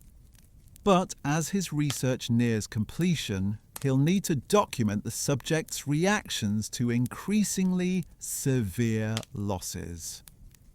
Watson's medical training had clearly led him to the same conclusion I was beginning to reach. Holmes, are you suggesting that he might escalate from theft to more direct forms of psychological assault? Or physical assault? Holmes replied grimly. Zimmerman's published papers include references to controlled traumatic separation events that could produce the most scientifically valuable observations of memory disruption. The professional policeman in me recoiled at the clinical coldness of such language, but I forced myself to focus on the investigative implications. If he's nearing the end of his research, that means we have limited time to intercept him before he escalates to more serious crimes. Precisely, Lestrade. Which is why we must act immediately to implement our trap. Holmes returned to the table and began organising the materials we'd been discussing into a more systematic arrangement. The three potential victims I identified earlier, Mrs. Whitman, Mr. Thornfield and Miss Cromwell, represent exactly the type of target Zimmerman needs to complete his research. Each possesses memory objects that fit specific categories he hasn't yet studied. Morrison consulted his notebook. What makes you certain he'll target these particular individuals rather than others who might fit similar patterns? Holmes smiled with the satisfaction of someone who had anticipated the question. Because I've made certain that these 3 potential victims have been brought to his attention through carefully managed information channels. I felt my eyebrows rise. You've been manipulating his intelligence gathering. For the past week, yes. My network of street informants has been feeding information into the gossip networks that Zimmerman has been using to identify his targets. We've made certain that he's aware of Mrs. Whitman's locket, Mr. Thornfield's sword, and Miss Cromwell's letters. The audacity of Holmes's approach was breathtaking. While the Yard had been conducting a conventional investigation, he had been orchestrating an elaborate performance designed to control our criminals' behaviour. Watson, who seemed accustomed to his friend's unorthodox methods, was studying the maps spread across the table. Holmes, have you considered the logistics of surveillance? We'll need to monitor 3 separate locations simultaneously while remaining undetected by targets who are specifically watching for police observation. An excellent point, Watson, which is why we won't be using conventional surveillance methods. Holmes moved to a different section of the room and retrieved what appeared to be a collection of costumes and disguise materials. Zimmerman expects to encounter police officers conducting routine patrols and investigations. He doesn't expect to encounter the various tradesmen, servants and street vendors who form the invisible background of London life. I examined the costumes with growing amazement. There were outfits for chimney sweeps, flower sellers, delivery boys, and what appeared to be several different types of workmen. Each was complete down to the smallest detail, with tools, props, and accessories that would allow the wearer to blend seamlessly into the urban landscape. You propose that we conduct surveillance while disguised as ordinary London workers. Precisely, Lestrade. Morrison will make an excellent chimney sweep. His size and agility will allow him to move through areas where larger men would attract attention. You'll be a gas lamp inspector checking the street lighting in the target neighbourhoods. I'll be a medical supply delivery man, making routine calls throughout the area. Morrison looked up from examining one of the costumes. What about Dr. Watson, sir? Watson chuckled from his position by the fireplace. I'll be fulfilling my actual professional role, making legitimate house calls in the neighbourhood. Nothing attracts less suspicion than a physician going about his regular duties. The plan was beginning to take shape, and I had to admit that Holmes's approach addressed many of the problems that had plagued our conventional investigation. By abandoning the obvious methods that Zimmerman expected, we might finally be able to observe his operations without detection. There's one more element to consider, Holmes said, his expression growing more serious. We're not simply trying to catch Zimmerman in the act of theft. We need to gather evidence that will connect him to all 6 previous crimes and provide testimony that will convince a jury of his psychological motivations. This was the sort of practical consideration that reminded me why the Yard's methods, for all their limitations, had served justice for generations. It was one thing to identify a criminal through brilliant deduction. It was quite another to build a case that would stand up in court. What sort of evidence do you have in mind? I asked. Holmes moved to his desk and retrieved a small leather journal, its pages covered with meticulous handwriting. I believe Zimmerman has been keeping detailed records of his research, observations of his victims' reactions, measurements of psychological distress, documentation of his experimental methodology. Watson leaned forward with interest. You think he's treating this as legitimate scientific research, complete with proper documentation? I'm certain of it, Watson. Men of Zimmerman's academic background are incapable of conducting research without maintaining comprehensive records.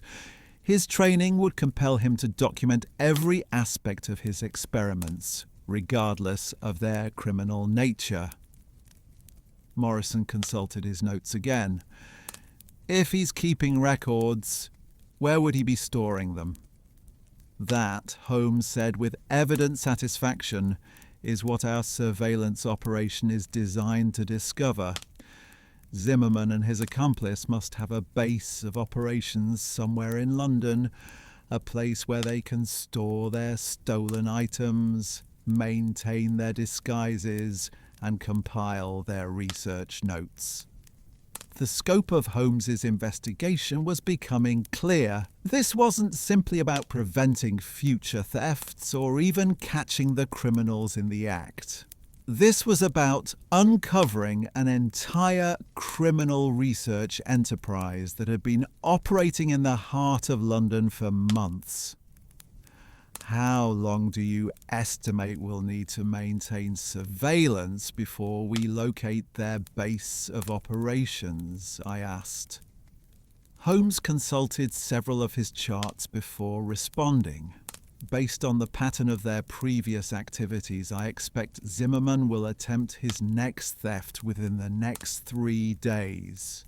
The surveillance operation will begin tomorrow morning and continue until we've either intercepted them during a theft attempt or followed them back to their headquarters. Watson had been studying the psychological profiles Holmes had compiled. Holmes, there's something that troubles me about this entire affair. The level of cruelty involved in targeting elderly people's most treasured memories suggests a degree of psychological instability that might make Zimmerman unpredictable. Holmes nodded gravely. You're quite right, Watson. We're dealing with a man who has abandoned all normal ethical constraints in pursuit of his research. That makes him both more dangerous and potentially more vulnerable than ordinary criminals. How so? Morrison asked. Because obsession creates blindness, young Morrison. Zimmerman is so focused on completing his research that he may fail to recognize obvious threats to his operation. His academic arrogance may prove to be his downfall. The planning session continued well into the evening, with Holmes refining every detail of our surveillance operation. We established communication protocols, assigned specific observation posts, and developed contingency plans for various scenarios.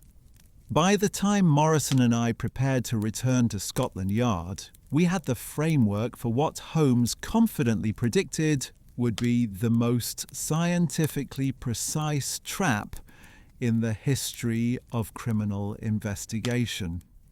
As we walked through the fog-shrouded streets of London that night, Morrison and I discussed the extraordinary nature of what we just experienced. The consulting detective's methods were unlike anything taught at police training schools. Yet his analysis had provided insights that months of conventional investigation had failed to produce. Inspector, Morrison said as we approached Scotland Yard, do you really think Mr. Holmes's plan will work? I considered the question carefully before responding. Morrison, I've learned that there are crimes which require unconventional solutions. This case has challenged every assumption I've made about criminal behaviour, and Holmes's approach may be the only way to bring these particular criminals to justice." The young constable nodded thoughtfully. "It's rather frightening to think that there might be other criminals like Zimmerman operating in London. People who treat crime as a form of research. That's exactly why we must succeed in this case, Morrison. If criminals can stay ahead of police methods simply by studying our procedures, then we need to develop new approaches to criminal investigation." As I settled into my office to review the case files one final time before implementing Holmes's plan, I found myself reflecting on the nature of criminal psychology and the evolution of police work. The memory thief case had forced me to confront the limitations of traditional investigative methods while opening my eyes to possibilities I'd never previously considered. Tomorrow would bring the most complex surveillance operation I'd ever participated in, conducted according to principles that challenged everything I thought I knew about proper police procedure. But I was beginning to understand that justice sometimes required abandoning familiar methods in favour of approaches that matched the sophistication of the criminals we pursued. The game, as Holmes was fond of saying, was afoot, and for the first time since the case began, I felt confident that we were finally playing by rules that might allow us to win. The consulting detective had entered our investigation, and London's memory thief was about to discover that his carefully constructed experiment had attracted the attention of a mind even more analytical and determined than his own. The morning of our surveillance operation dawned grey and drizzling, with the sort of persistent London fog that seemed designed by Providence itself to aid in matters of concealment and observation. I arrived at the designated meeting point, a modest coffee house near Regent's Park, to find Holmes already in character as a medical supply delivery man, his appearance so thoroughly transformed that I nearly walked past him without recognition. The transformation was remarkable in its completeness. Gone was the sharp-featured consulting detective with his penetrating grey eyes and commanding presence. In his place sat a middle-aged tradesman with rounded shoulders, a slight paunch, and the weathered hands of someone who spent his days handling heavy packages. Even his voice, when he greeted me, carried the accent and cadence of London's working class. "Morning, Inspector," he said quietly, not looking up from his newspaper. "Your costume is in the parcel beside your chair. Morrison is already in position near Mrs. Whitman's residence, and Watson began his rounds an hour ago." I retrieved the package and examined its contents with growing admiration for Holmes's attention to detail. The gas lamp inspector's uniform was complete down to the specialised tools, official-looking clipboard and brass badge that would grant me legitimate access to any street corner in London. Even the leather satchel bore the authentic wear marks of years of professional use. "Where did you acquire such authentic costumes?" I asked, slipping the badge into my pocket. Holmes smiled, though the expression sat strangely on his transformed features. "The same place I acquire most specialised equipment, Lestrade, from people who are expert in their use. London is full of retired workers who are happy to share their knowledge and equipment for the right consideration." Within 20 minutes, I found myself walking the streets of Marylebone, dressed as a municipal employee, clipboard in hand, and every appearance of a man going about his routine duties. The psychological effect of the disguise was remarkable. Pedestrians stepped aside without thought.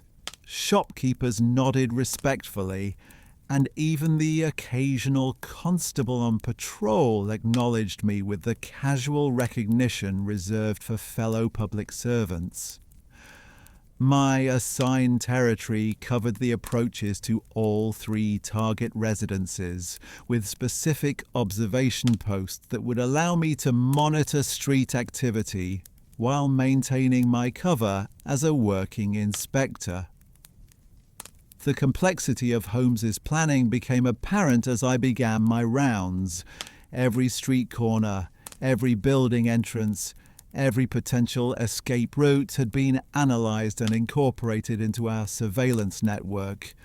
Morrison, in his chimney sweep disguise, proved to be a natural at urban concealment.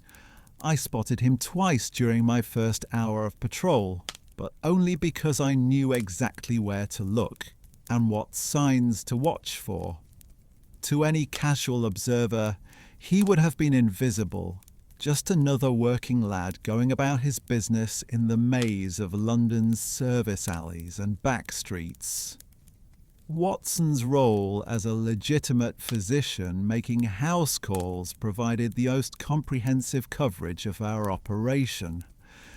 His medical bag gave him reason to enter any building, speak with any resident, and observe activities that might escape notice from street level. More importantly, his genuine professional demeanour would never arouse suspicion, even from criminals specifically watching for police surveillance. The first day of operation yielded valuable intelligence about the normal patterns of activity in our target area, but no sign of either Dr. Ashford or his younger accomplice. Holmes had anticipated this possibility, noting that Zimmerman's academic background would lead him to conduct final reconnaissance before attempting any theft. We were watching the watchers, waiting for criminals who were themselves engaged in careful observation. It was on the second day that Morrison's sharp eyes spotted the first anomaly. I was examining a malfunctioning street lamp near Gloucester Place when I heard the distinctive whistle that served as our signal for suspicious activity. Looking up, I saw Morrison's small form emerge from a chimney access on a building 2 blocks away, his gestures indicating that he had observed something significant. Following our predetermined communication protocol, I completed my inspection of the lamp and moved casually toward the rendezvous point where Morrison would be waiting with his report. The lad was practically vibrating with excitement when I found him, though he maintained the grimy appearance and slumped posture of a tired chimney sweep. "Inspector," he whispered urgently, "I've spotted him. Dr. Ashford, exactly as the witnesses described. He's been watching Mrs. Whitman's house from the window of an empty building on the next street over." My pulse quickened, despite my efforts to maintain the calm demeanour of a routine municipal inspection. "How long has he been there?" "Nearly 2 hours, sir. He has a pair of field glasses and what looks like a notebook. He's been documenting the patterns of activity around Mrs. Whitman's residence, when she receives visitors, when servants enter and leave, when the street is most deserted." The methodical nature of Zimmerman's surveillance confirmed Holmes's assessment of his academic approach to crime. This wasn't impulsive criminal behaviour, but careful scientific observation designed to minimise risk and maximise the psychological impact of his theft. "Any sign of the younger accomplice?" Morrison shook his head. "Not yet, sir." But there's something else you should know. Mrs. Whitman had a visitor this morning, a gentleman who matches the description of Dr. Ashford, but younger and clean-shaven. The pattern was becoming clear. The younger accomplice was conducting his own reconnaissance, probably gathering final intelligence about the layout of Mrs. Whitman's home and the location of her treasured locket. Zimmerman was orchestrating a precisely timed operation that would leave nothing to chance. I made my way back to my assigned patrol route, my mind racing with the implications of Morrison's report.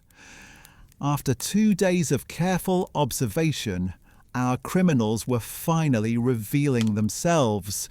But I was also acutely aware that we were dealing with individuals who had successfully evaded detection throughout their previous thefts. One mistake in our surveillance could alert them to our presence and send them fleeing into the anonymity of London's millions. The afternoon brought confirmation that Zimmerman's operation was entering its final phase. Watson, making a legitimate house call 3 doors down from Mrs. Whitman's residence, observed the younger accomplice conducting what appeared to be a detailed study of the building's security measures. The man had presented himself as a representative of a window cleaning service, gaining access to examine every entrance and exit.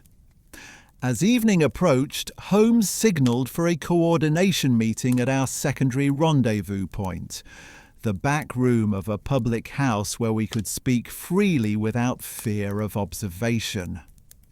When we gathered there, the consulting detective's expression carried the focused intensity I'd learned to associate with the final stages of his investigations. "They'll make their attempt tonight," Holmes announced without preamble.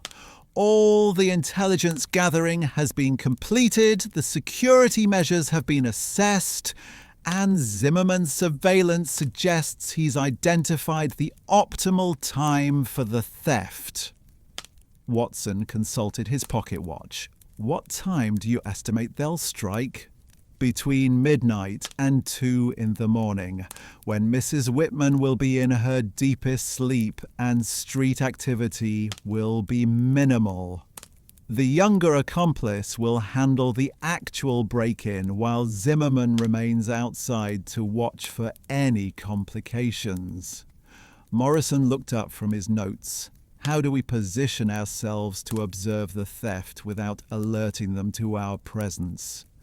Holmes smiled with the satisfaction of a strategist whose complex plan was finally coming together. "We don't observe the theft, Morrison. We allow it to happen, then follow them back to their base of operations where we can apprehend both criminals and recover all the stolen items." The audacity of Holmes's plan took my breath away. Rather than intercepting the criminals during their crime, he proposed to let them complete their theft and then track them to their headquarters. It was a strategy that required absolute confidence in our surveillance abilities and precise timing in our final approach. "What if we lose them during the pursuit?" I asked. "Impossible," Holmes replied with characteristic certainty. "I've spent the past week mapping every potential escape route from Mrs. Whitman's neighbourhood. More importantly, I've arranged for additional surveillance assets to be in position along those routes." Additional assets. Holmes's smile broadened. "My network of street informants, Lestrade. The newsboys, flower sellers and night watchmen who form the invisible infrastructure of London's late-night economy. Zimmerman may be able to evade police observation, but he can't escape the notice of people who know these streets better than their own homes." As the evening progressed, we refined the final details of our operation. Each team member received specific instructions about positioning, communication signals, and contingency procedures. Holmes had considered every possible complication and developed responses that would allow us to maintain surveillance regardless of how events unfolded. At 11 o'clock, we took our positions in the shadows surrounding Mrs. Whitman's residence. The fog had thickened as the night deepened, providing natural concealment, but also making observation more challenging. I found myself crouched in a doorway across the street, my municipal inspector's uniform replaced by the dark clothing of a London night worker. Morrison had positioned himself on the roof of an adjacent building, where his small size and climbing skills would allow him to track movement through the maze of chimney pots and roof lines. Watson waited in a medical carriage 2 blocks away, ready to provide mobile surveillance once our criminals began their retreat. Holmes had taken position in the most dangerous location, a basement window that would allow him to observe the actual theft while remaining close enough to follow the criminals immediately when they departed. The wait was excruciating. Every distant footstep, every creak of settling wood, every whisper of wind through the fog-shrouded streets seemed to announce the approach of our quarry. I'd participated in countless surveillance operations during my career, but none had carried such personal stakes or required such precise coordination. At approximately 20 minutes past midnight, Morrison's signal indicated movement in the alley behind Mrs. Whitman's house. Peering through the fog, I could barely make out 2 shadowy figures, one significantly taller than the other, moving with the careful precision of experienced housebreakers. The younger accomplice approached the rear entrance, while the figure I assumed to be Zimmerman took position with a clear view of both the street and the building's interior. Even through the obscuring fog, I could see the methodical nature of their approach. This wasn't desperate criminal opportunism, but calculated professional execution. The break-in itself was accomplished with a remarkable skill and silence. The younger man gained entry through a rear window with barely a whisper of sound, while Zimmerman maintained his watch with the patient attention of an experienced sentry. For nearly 20 minutes, the only indication of criminal activity was the faint glow of a shielded lantern moving through Mrs. Whitman's darkened rooms. When the accomplice emerged, he carried a small object that glinted briefly in the gaslight. Mrs. Whitman's precious locket containing her daughter's hair. The theft had been completed with the surgical precision that had characterized all of Zimmerman's previous crimes. But now came the most critical phase of our operation. As the 2 criminals began their retreat through the fog-shrouded streets, Holmes's network of informants began reporting their progress through a series of subtle signals that would have been invisible to anyone not specifically watching for them. A newsboy's whistle indicated their passage down Baker Street.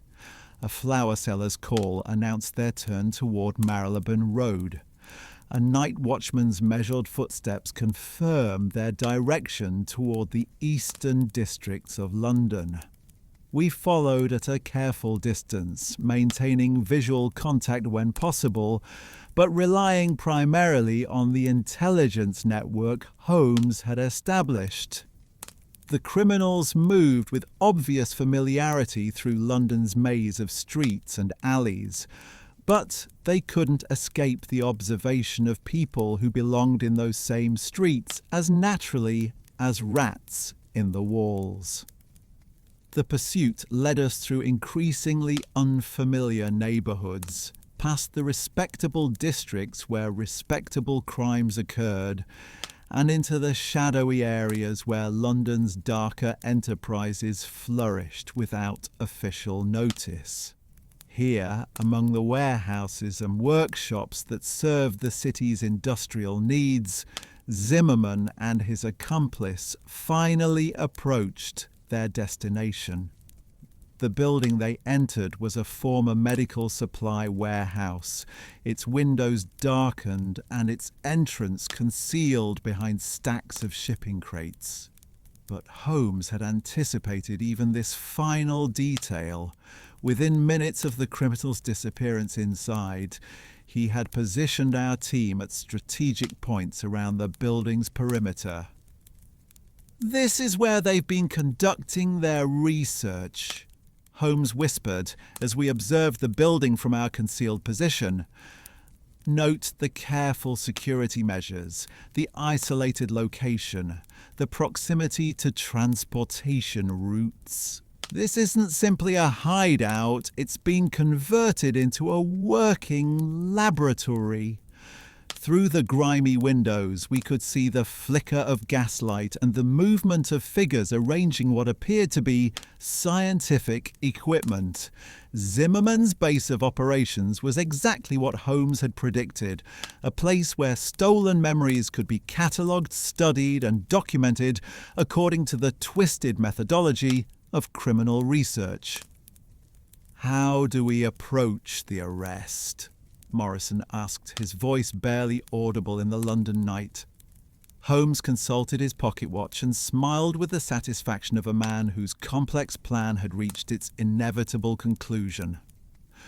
"We don't approach Morrison. We wait for them to complete their documentation of tonight's theft, and then we present them with evidence that their entire criminal enterprise has been under observation from the very beginning." The consulting detective had orchestrated not merely the capture of two dangerous criminals, but the complete exposure of a criminal methodology that threatened the very foundations of public safety in London. In a few minutes, we would discover whether his elaborate trap had succeeded in catching the memory thief, or whether Zimmerman's academic cunning would prove superior to even Holmes's analytical genius. The fog swirled around our hidden positions as we prepared for the final confrontation, and I found myself reflecting on how far this investigation had travelled from the simple theft of Mrs. Pembridge's teaspoon.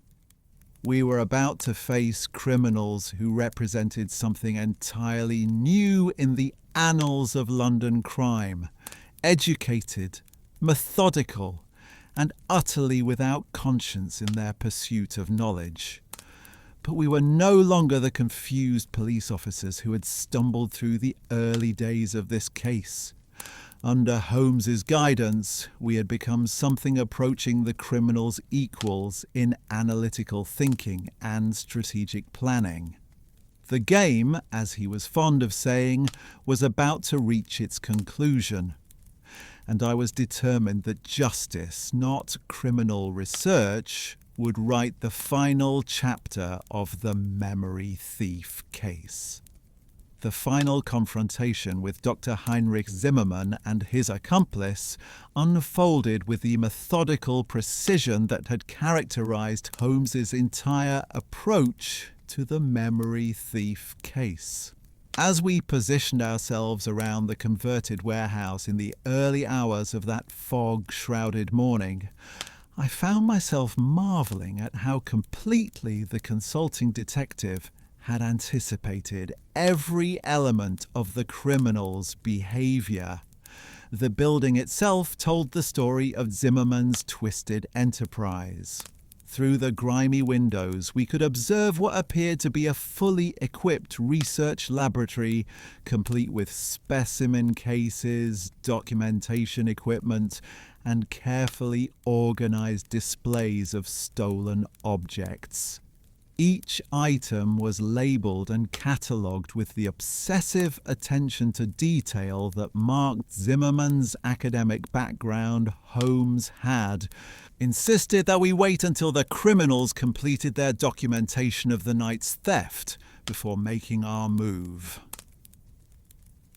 Zimmerman's compulsion to record his observations will provide us with the most comprehensive evidence possible, he had explained. His own scientific methodology will become the instrument of his conviction. As we watched through the windows, the truth of Holmes's prediction became apparent. Zimmerman, now revealed in his true appearance without the grey-haired Dr. Ashford disguise, was indeed a younger man than the witnesses had described, perhaps 45 years of age, with the intense, focused demeanour of a dedicated researcher. He moved between his specimens with the careful attention of a curator arranging a museum display. His accomplice, whom we would later learn was named Klaus Weber, appeared to be more than just a criminal partner. Weber's behaviour suggested he was actually Zimmerman's research assistant, someone trained in the systematic documentation that academic work required. The two men worked together with the practiced efficiency of colleagues who had collaborated on numerous projects. The stolen locket from Mrs. Whitman's home was carefully examined, photographed, and added to a display case that contained all 6 previous thefts. But more disturbing was the comprehensive documentation they had compiled about each victim's psychological state following the loss of their treasured objects. Through careful observation, we could see that Zimmerman had been conducting follow-up surveillance of his victims, documenting their emotional deterioration as they struggled with the loss of their memory anchors. Charts and graphs covered one wall of the makeshift laboratory, tracking what appeared to be detailed psychological assessments of grief, confusion, and memory disruption. The systematic nature of his research makes it even more heinous, Watson whispered as we watched the criminals at work. He's treating human suffering as raw data for academic analysis. Holmes nodded grimly, which is precisely why his conviction will be so certain, Watson. No jury will be able to dismiss this as ordinary theft once they understand the calculated cruelty involved. At approximately 3 o'clock in the morning, Holmes gave the signal for our coordinated approach. The plan he had developed involved simultaneous entry through multiple access points, preventing any possibility of escape, while ensuring that we could secure both the criminals and the evidence without giving them the opportunity to destroy their research. Morrison, whose small size and agility had served us so well during the surveillance phase, gained entry through a skylight while Watson and I approached the main entrance. Holmes himself took position at the rear exit, cutting off what appeared to be the criminal's primary escape route. The arrest itself proceeded with remarkably little drama. Zimmerman and Weber were so absorbed in their documentation that they failed to notice our approach until Morrison's arrival through the skylight alerted them to the fact that their laboratory had been surrounded. Even then, their response was more one of scientific curiosity than criminal panic. "Fascinating," Zimmerman said in accented English as we entered with our weapons drawn. "I hadn't anticipated that the Metropolitan Police possessed the analytical sophistication necessary to penetrate our operational security." His clinical detachment was perhaps the most disturbing aspect of the entire encounter. Even while being placed under arrest, Zimmerman continued to observe and analyze, treating his own capture as if it were simply another interesting development in his ongoing research. Weber proved more conventionally criminal in his response, attempting to destroy several files before Morrison's quick thinking prevented the loss of crucial evidence. But the scope of documentation was so extensive that even if Weber had succeeded in his efforts, more than enough evidence would have remained to ensure conviction. The examination of Zimmerman's laboratory revealed the full scope of his criminal enterprise. Beyond the stolen objects themselves, we discovered detailed psychological profiles of dozens of potential victims, comprehensive plans for future thefts, and what appeared to be the draft of an academic paper titled Empirical Studies in Memory Disruption: The Material Foundations of Human Recollection. Most disturbing of all were the follow-up reports documenting how each theft had affected its victim. Zimmerman had been conducting ongoing surveillance of Mrs. Pembridge, Mr. Fitzwilliam, Miss Hartwell and the others, carefully recording their emotional deterioration as they struggled with the loss of their treasured mementos. Mrs. Pembridge exhibits classic symptoms of displacement anxiety. Read one particularly clinical entry. The loss of her husband's teaspoon has created measurable disruption in her morning routine, with observable increases in confusion and emotional distress during the times when she would normally have engaged with the object. The callous scientific language applied to real human suffering made my stomach turn. These weren't research subjects. They were elderly people whose lives had been deliberately damaged for the sake of academic curiosity. Holmes had been correct in his assessment that Zimmerman's compulsive documentation would provide the evidence necessary for conviction. The laboratory contained such comprehensive records of criminal planning and execution that no defense counsel could reasonably claim innocence or argue for reduced charges. The recovery of the stolen items proved equally systematic. Each object was carefully preserved in its own display case, labelled with detailed information about its theft and the psychological profile of its original owner. Mrs. Pembridge's dented teaspoon, Mr. Fitzwilliam's annotated geology book, Miss Hartwell's memorial button, all were present and could be returned to their rightful owners. But perhaps most importantly, we discovered Zimmerman's master plan for the completion of his research. The documents reveal that he had been working toward what he called a comprehensive traumatic separation event, a planned series of thefts that would have targeted every elderly resident in the Baker Street area simultaneously, creating what he believed would be the ultimate opportunity to study collective memory disruption. The scope of psychological cruelty that Zimmerman had been planning was staggering. He had identified nearly 50 potential victims and developed detailed plans for stealing their most treasured possessions on the same night, creating what he described as a controlled environment for studying mass grief response.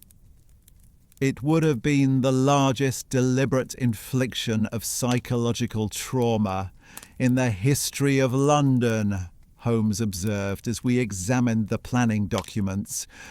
Zimmerman wasn't simply a criminal, he was planning an assault on the very fabric of community memory. The legal proceedings that followed were as methodical as Holmes's investigation had been. The evidence was so comprehensive and so clearly documented that Zimmermann's conviction was never in doubt. What surprised many observers was his apparent satisfaction with the outcome. The data collected during this research phase will prove invaluable for future studies, he told the court during his sentencing. Even incarceration cannot diminish the scientific value of the observations we have compiled. His complete lack of remorse, combined with the clinical nature of his crimes, resulted in one of the harshest sentences I had ever seen imposed for theft. The judge made it clear that the systematic psychological cruelty involved elevated these crimes far beyond ordinary burglary. Weber, who proved to be more conventionally motivated by financial gain, received a lighter sentence in exchange for his cooperation in providing testimony about Zimmermann's methods and motivations. His background revealed him to be a former medical student who had been expelled from university for ethical violations, a detail that explained his to assist with Zimmermann's research. The return of the stolen items to their owners provided some of the most emotionally satisfying moments of my police career. Mrs. Pembridge wept with joy when I placed her husband's teaspoon back in her hands. Miss Hartwell's reunion with her father's memorial button was equally moving, though she insisted on examining every other button on the uniform to ensure that the returned item was indeed the original. Most touching of all was Mr. Fitzwilliam's reaction to recovering his brother's annotated geology book. The elderly scholar spent nearly an hour reading through the margin notes, his finger tracing the familiar handwriting of a brother he had lost decades earlier. "Inspector," he said, his voice thick with emotion, "I had begun to doubt my own memories of my brother's voice. Without this book, without these notes in his own hand, I was starting to forget how his mind worked, how he saw the world. That monster nearly stole not just an object, but my connection to the person I loved most. These reunions reinforced my understanding of why Zimmermann's crimes had been so particularly cruel. He hadn't simply stolen objects, he had deliberately targeted the physical anchors that allowed people to maintain their connections to deceased loved ones. The calculated nature of this cruelty made his conviction all the more satisfying. The case's resolution also provided an opportunity for reflection on the evolution of criminal investigation in London. The memory thief case had demonstrated both the limitations of conventional police methods and the potential value of unconventional approaches when dealing with sophisticated criminal minds. Holmes's methods, his network of informants, his psychological analysis of criminal behavior, his willingness to anticipate and manipulate criminal actions had succeeded where standard yard procedures had failed. But the case had also shown that the most effective approach combined traditional police work with innovative investigative techniques. Morrison's systematic documentation, Watson's medical insights, and even my own knowledge of police procedure had all contributed to the successful resolution. The consulting detective's brilliance had been essential, but it had been most effective when working in partnership with experienced police officers who understood the practical requirements of criminal prosecution. "Lestrade," Holmes said during our final meeting to review the case, "this investigation has demonstrated something important about the future of criminal detection. As criminals become more sophisticated, we must develop equally sophisticated methods to counter them." I nodded, though I was still processing the implications of what we had accomplished. The Yard will need to adapt its methods to deal with criminals who study police procedures and plan accordingly. Precisely. But more importantly, this case has shown that the most effective approach combines analytical innovation with procedural experience. Neither the Yard's traditional methods nor my unconventional techniques would have been sufficient alone. Watson, who had been reviewing the medical aspects of Zimmerman's psychological profiles, looked up from his notes. Holmes, do you think we'll encounter more criminals like Zimmerman, educated individuals who apply academic methods to criminal enterprise? Holmes's expression grew thoughtful. I fear we will, Watson. As education becomes more widespread and academic methods more sophisticated, we must expect that some individuals will apply that knowledge to criminal purposes. The memory thief case may be only the beginning of a new category of crime. The implications were sobering. If criminals could combine academic training with criminal intent, traditional police methods would need significant adaptation to remain effective. The partnership between Scotland Yard and consulting detectives like Holmes might become not just useful, but essential for protecting public safety.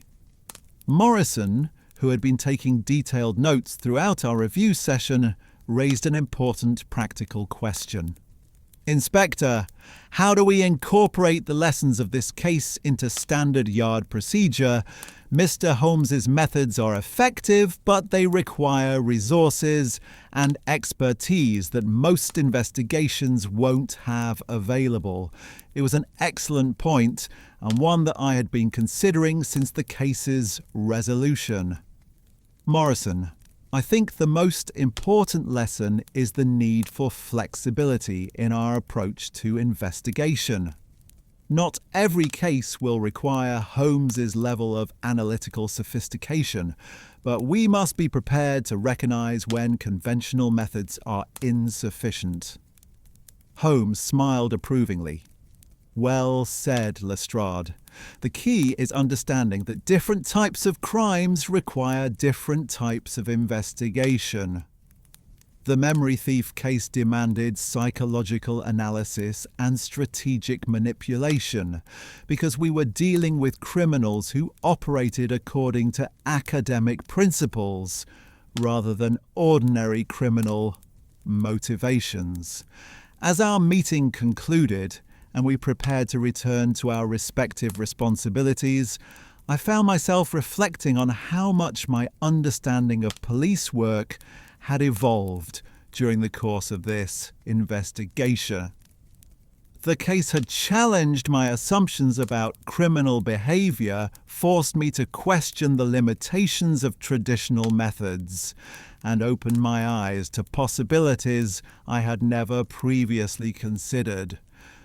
The walk back to Scotland Yard through London's familiar streets seemed different somehow, as if the city itself had been transformed by my new understanding of the complexity that could exist beneath the surface of seemingly simple crimes. The memory thief case had taught me that even the most bizarre criminal behaviour could be understood and anticipated, given sufficient analytical insight and careful observation. But perhaps most importantly, the case had demonstrated that the most effective police work often required the wisdom to seek help when faced with challenges that exceeded the scope of conventional expertise. My decision to consult Holmes had initially felt like a professional failure, but it had ultimately proven to be one of the most successful choices of my career. Morrison, walking beside me as we approached the yard, seemed to be wrestling with similar thoughts. "Inspector," he said finally, "this case has changed how I think about detective work. The systematic approach, the psychological analysis, the strategic planning. It's made me realise how much more sophisticated police work could become. I nodded, pleased by the young constable's insight. Morrison. The best lesson you can take from this case is that effective detective work requires both systematic method and creative thinking. Traditional police procedures provide the foundation, but some cases require additional approaches. As we entered Scotland Yard and returned to the familiar rhythms of routine police business, I settled into my office with a sense of satisfaction that went beyond the successful resolution of a difficult case. The memory thief investigation had not only brought dangerous criminals to justice, but had also provided valuable insights into the future of criminal detection in London.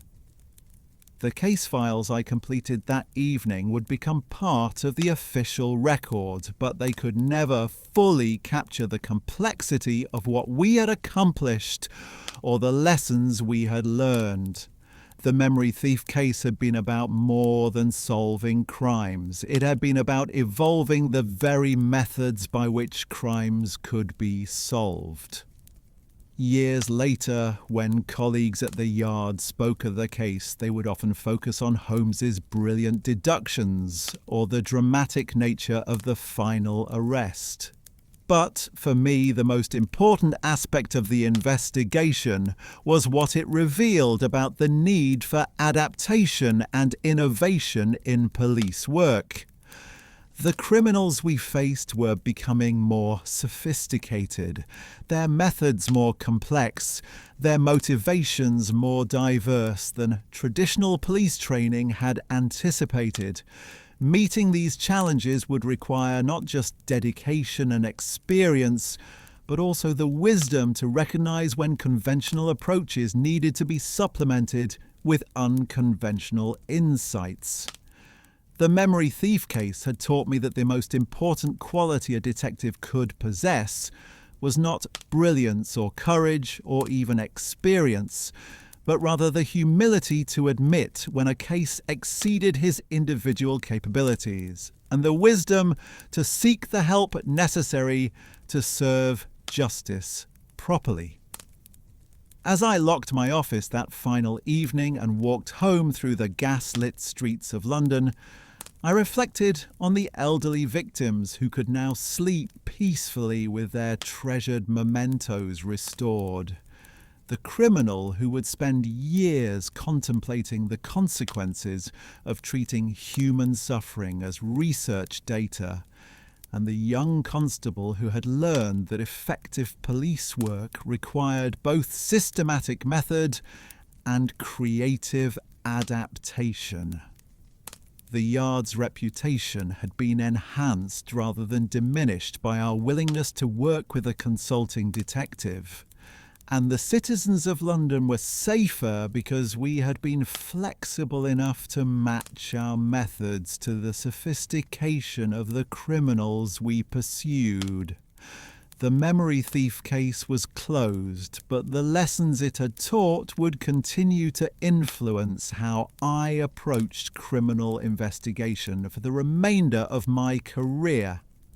And in the back of my mind, I knew that if another case ever arose that challenged the limits of conventional police work, I wouldn't hesitate to make that familiar walk to 221 B. Baker Street.